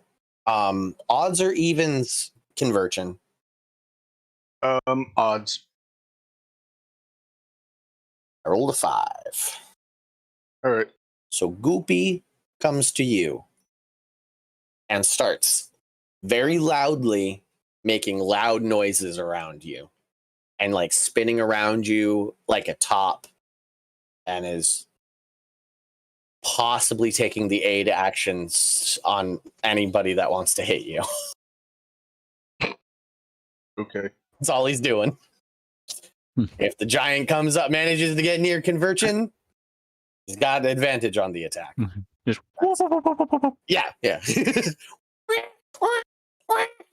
Just constantly around you. That's Goopy's turn. And that brings us back to Conversion. Okay. I'm going to find out if Goopy stays with me, because I am now going to move in the direction I saw the giant moving in, and assume that he is probably somewhere in the area still. And Andreas will yell, like, he's over here. Cool, yeah. When you saw him. And Goopy does stick to you. Okay. Yeah, and kind of, I thought it was more straight down, but yeah. If I can get over if you want to go straight down, we can do that. Totally fine. Yeah. At about there, you see him. He comes in. You can see his axe in the fog. Okay. I will go ahead and see if I can get close enough to engage him in melee. 20, 25. I will say, you do know that you don't have enough movement speed. You will be 10 feet away from him. Okay. Yeah. In that case, I'll kind of step back and stop where I'm at and cast Spiritual Weapon. Cool. Where would you like it? Behind him. Cool. Then to see behind him, you'd have to 16. take a step forward. Oh, wait, you can't see. Oh yeah. So to see yeah, see the behind yeah, him, take you'd have that- to take a step yeah. forward. Yeah. No, I'll stay back there and off to the side then. You got it, partner. And Right there. take a swing at him. I'm gonna make it purple for the dark elves.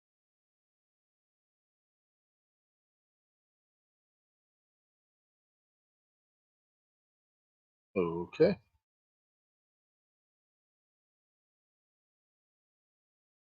Melee spell attack. So what is my melee spell attack? I think it's Plus arranged. 5.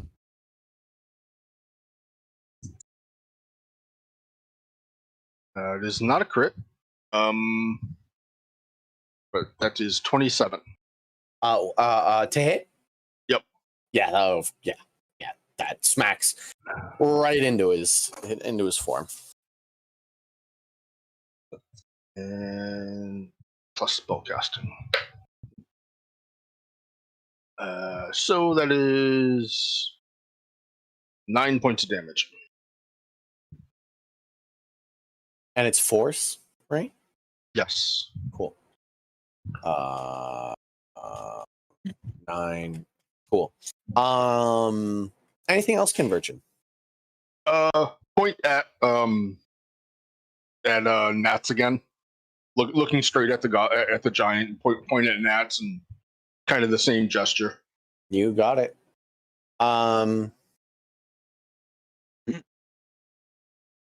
Tim Toothy, what you doing? You can see both Andreas and Convergent and see that they're doing something in the direction they're doing it in.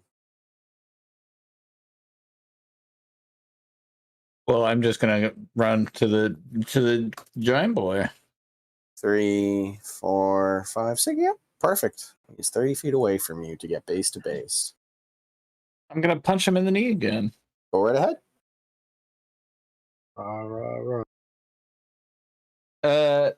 7. That whiffs. His knee is just a bit too see-through. Go ahead and roll for your jelly. 16. That one hits. Jelly hits. He deals 1 damage. Good job, Jelly. Proud. Cool. Proud of you. Cool. Anything else, Tim Toothy? No, but I'm gonna probably get ready to like parry or some shit. Wonderful. Next up, Clarny and Carney. You are in the same boat as Tim Toothy was of like, you can see a bunch of your teammates and where they're doing things, but not the Yeah. So I'm gonna hit Virgin and is it Andreas over there? Yeah. I'm gonna run towards them to where I can just see him again Got him. and get right within the 20-foot range of throwing this hammer again. You got it. Go ahead and yeet it. Carney kind of runs forward. Okay, and sits up in the front of him. 19. That hits. That one slams into his chest.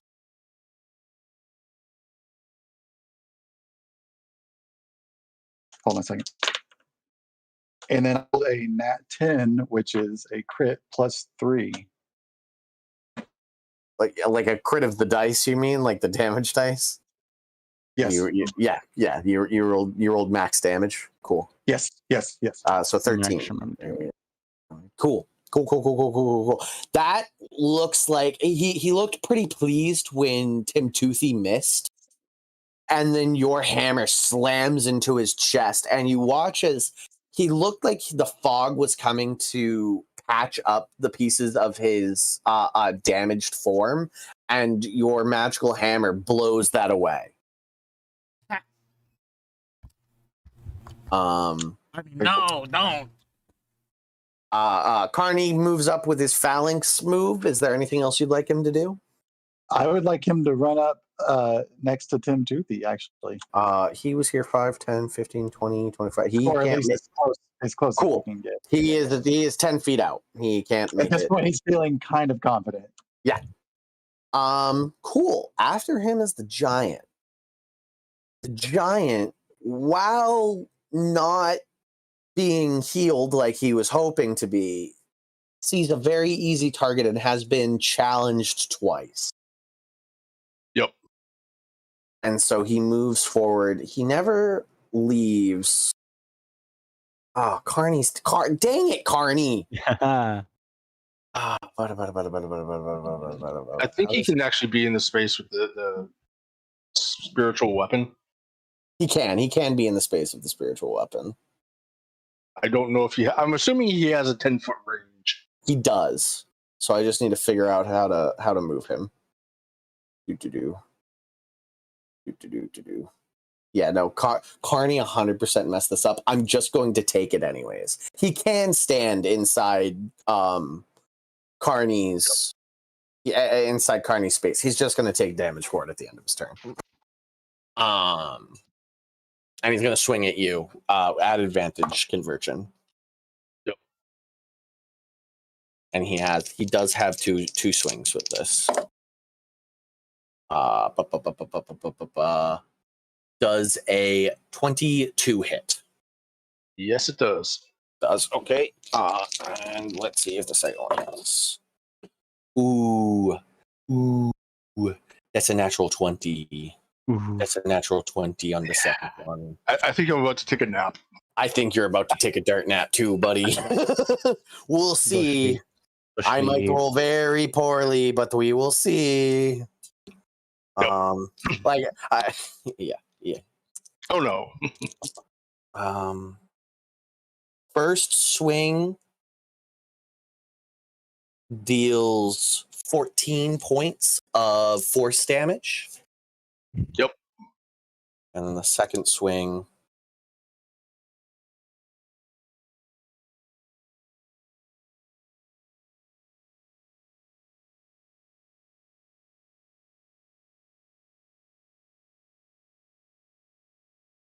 Mm-mm. 30 points of force damage All right. for the critical strike. I think that might have just killed me outright. The axe blade comes down. It was 44 points of damage. Yeah. I have 23, so I think the 30. Yeah. No, you have 23, which 23 means you get to live by one. By one, yeah. You get to live by one health, my friend. Oof. I'm taking a nap though. Yeah. Goopy lets out like a cheer of triumph as the axe. You guys see it doesn't carve a wound in conversion as it slices through like butter both swings. It just leaves this withered dark line across his gear in two like in like an X pattern, and then Convergent's eyes roll to the back of their head and falls to the ground. All of your blesses fall, so nobody's blessed anymore. The giant lets out a roar of triumph as that happens, and then takes 5 points of force damage because he ends his turn inside the goblin. The goblin doesn't take force damage. I don't know why that doesn't happen, but rules is written for only the ghost takes damage. Carney's just freaked out. That's his turn. Nats, he didn't give you any new orders. Actually, I've been really bad at this. He should have made 1, 2, 3, 4. He should have made 4 con checks because he hasn't sealed the cage. Like Goopy's stuck where he is right now. You are not. Okay. That is my bad. He rolled above a 10. Rolled above a 10. Rolled above a 10. And you rolled above a 10. So you are still, he's got a high con. He is a ghost giant. Ow! You gotta stop, guys. Fuck. Yeah. Oh But my he hasn't God. given you any new orders, so that you are still on marching orders from previous. What this does, but I release a black lock or a purple lock at Tim Toothy. Tim Toothy, make a wisdom saving throw, buddy. 15, or excuse me, 16. Oh, that passes. Easy. You feel Very nice. your limbs start to tighten and freeze and lock in place, and then you shake it off. Ooh, where are my friends? Damn it. Narvos, you're up. Alright. Actually, hold up. 10, 15, 20. He managed to stay just outside your line of sight. I didn't even do that on purpose. Mhm. All right. I still hear all this commotion and stop everyone Correct. Yeah. run yeah, up. So I'm gonna. You follow suit. watched Conversion get dropped, but all you saw was Conversion drop. Alrighty. Yeah, I'm making my way up. I'm now very upset, very angry, and as soon as I see the giant, that orb is going out. Go ahead and shoot. You take one step forward, and his ugly mug appears in the fog. All right. That is a natural 20. You get to 20. double that damage. Let's do it. What? Hold up. Oh, What type of damage? this type of damage is going to be fire. Fire. Wonderful. Yeah. Little red sphere spins out and slams into him. Yep. It's going to be. Ooh, that's good rolls overall. That's going to be a 30 fire. 30 fire damage. Woo! That hurt him. He's not gonna like that. He literally like doubles back and looks in shock at you and looks at his chest as like there is now just like a circular hole in his spectral form. He is definitely very hurt right now. I am then going to smile at him and bonus action Hexblade's Curse. Cool. The shadows underneath the fog cling to the form of this giant. I have to roll a con check. Gotta be better about this. Ooh, I had to beat a 15. I rolled a 13. Nat. You all watch as the cage burns away in flame as the fire orb makes contact, and that's you are freed from the charm. God damn it. He said he's got a bunch of cool shit. Kill him.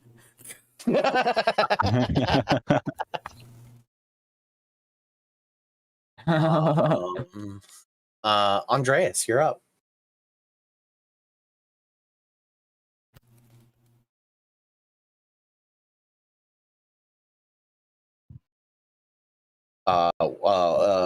Possible Wi-Fi issues, Andreas? Maybe? Possibly? Yes. Cool. I will use my bonus summer cord to heal Convergent by 11, Cool. plus 1 temporary hit point. And then I will wild shape into a deep crimson wolf. I made a panther for you. Come on, man.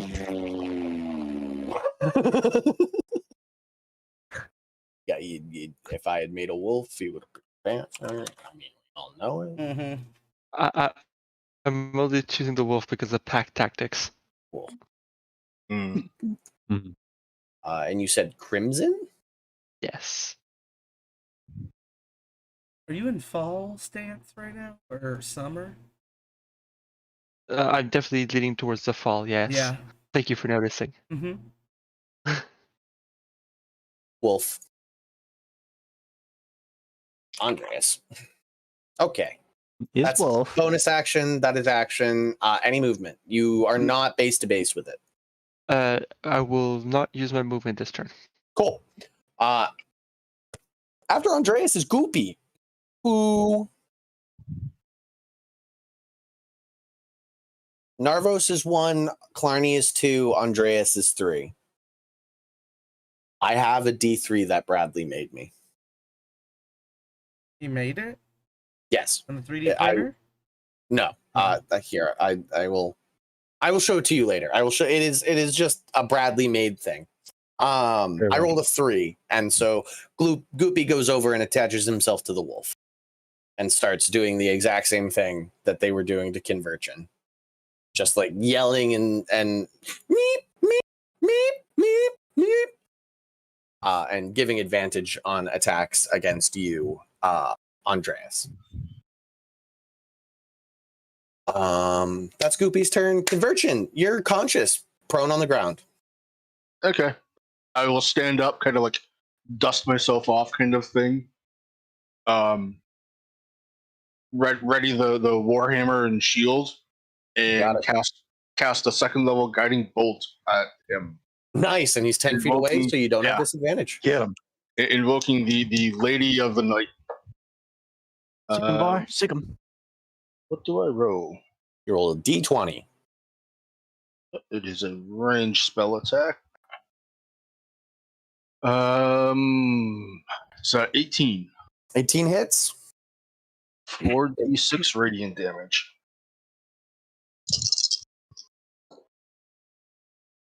10, 15.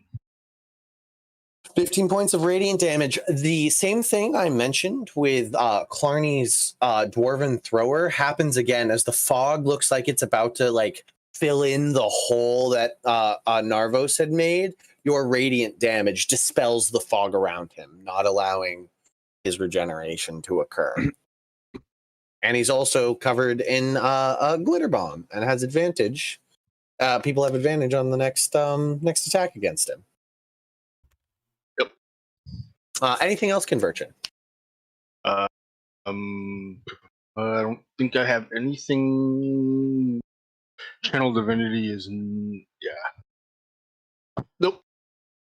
Can't you attack with a bonus action? Because this wasn't. You've got a spiritual weapon. Spiritual weapons. That's right. It's not a It is non-concentration, so he remains back there. So it will swing, and it's camera angle's weird. So with the big giant, he was hard to see. So a total of 20 to hit. 20 hits, and max damage 8. 8 points of damage. Sorry, I think that is 8 plus. I think it's 11. It is plus the your spellcaster's modifier. Yeah, probably. Yeah. We'll say it is for now. 11 points of damage. He's still standing. Looks very hurt. Looks incredibly hurt. Still standing, and is like as you get up and throw a guiding bolt at it, and your weapon attacks it from behind. It just looks in just absolute. It's a mixture of. I have found a worthy adversary. I am losing dreadfully, and these people have given interest in my home, and I'm about to lose. It's terror but also gratitude somehow mixed together in this look. He just starts like glancing around to all of you. Tim Toothy, you're up. I'm gonna run up and said, "You should have just walked away, bro," and punch him in the knees. For the knees. I used to be a living person like you. You have advantage here, to the knee. Ooh, sick. That's 4 plus 14. Excuse me. Plus 6. That hits. It's a non-natural 20. Yeah.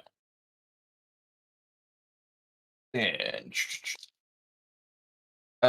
5 physical, 5 frost, plus 3. So 8 physical, 5 frost. Have to 3 frost, so 11 points of damage. Sick. And then jelly. Do the same thing. Jelly does not have advantage. Oh well, another. I'm not even fucking kidding. It's another natural 20. So fun facts: when your turn started, Tim Toothy, he had 13 health. Holy shit! So you all watch as leaping from the back of Tim Toothy up to the height of the giant with a solid roundhouse kick, like straight from an anime. A goblin boot slams into the eye socket of a ghost, and just the entire fog disappears around Jelly as she falls to the ground, taking 1 point of bludgeoning damage from the fall. And around you all, as the ghost vanishes, the fog just quickly recedes from this clearing. The shackled cage that was holding Goopy also shatters away. And Goopy is left free of her, stops screaming and just starts floating there. And Jelly has defeated the ghost giant. Hey, Jelly MVP. good job. Scoop up Jelly the MVP. ectoplasm. Scoop up the ectoplasm. Yeah, I'm fucking on it. I give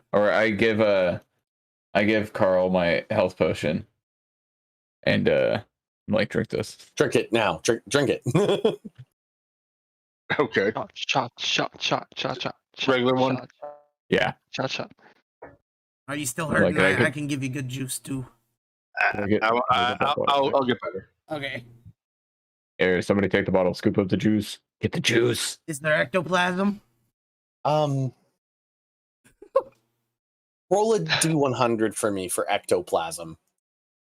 Roll for ectoplasm. Roll for ectoplasm. Ectoplasm roll. Hold on. 78. 78. There is no ectoplasm. Shit. Nope, it just seems like he was a creature of the fog and the forest and less corporeal than ectoplasm would need. And We did it. Now, I think I cleared all the fog. I have no idea where, but there's a village in here somewhere with a lot of good giant shit in it. The couple of you that I mentioned earlier have a guess that it is to the west of where, of where you stand. North is this way. The triangle is pointing on the north side of the clearing. So west is where Goopy. I'll put Goopy over. The village is most likely over there. For the couple of you that passed that insight check before the fight happened. What is Goopy? Goopy seems to be some sort of gelatinous creature who is flying around you all, making a loud, much cuter, less sort of aggressive voice, and is constantly spiraling upwards and quickly vanishes out of sight into the sky. Wow. That could be bad. What was that? Good knowing well. you. No idea. Actually, for the Any kind of arcana or maybe religion or nature. You have never seen a creature like that. There's no roll you're gonna make. That is an anomaly. I A creature from somebody's imagination, one might say. feels like it might have been real Would you say it's a paranomaly? old. It seems it could be meta.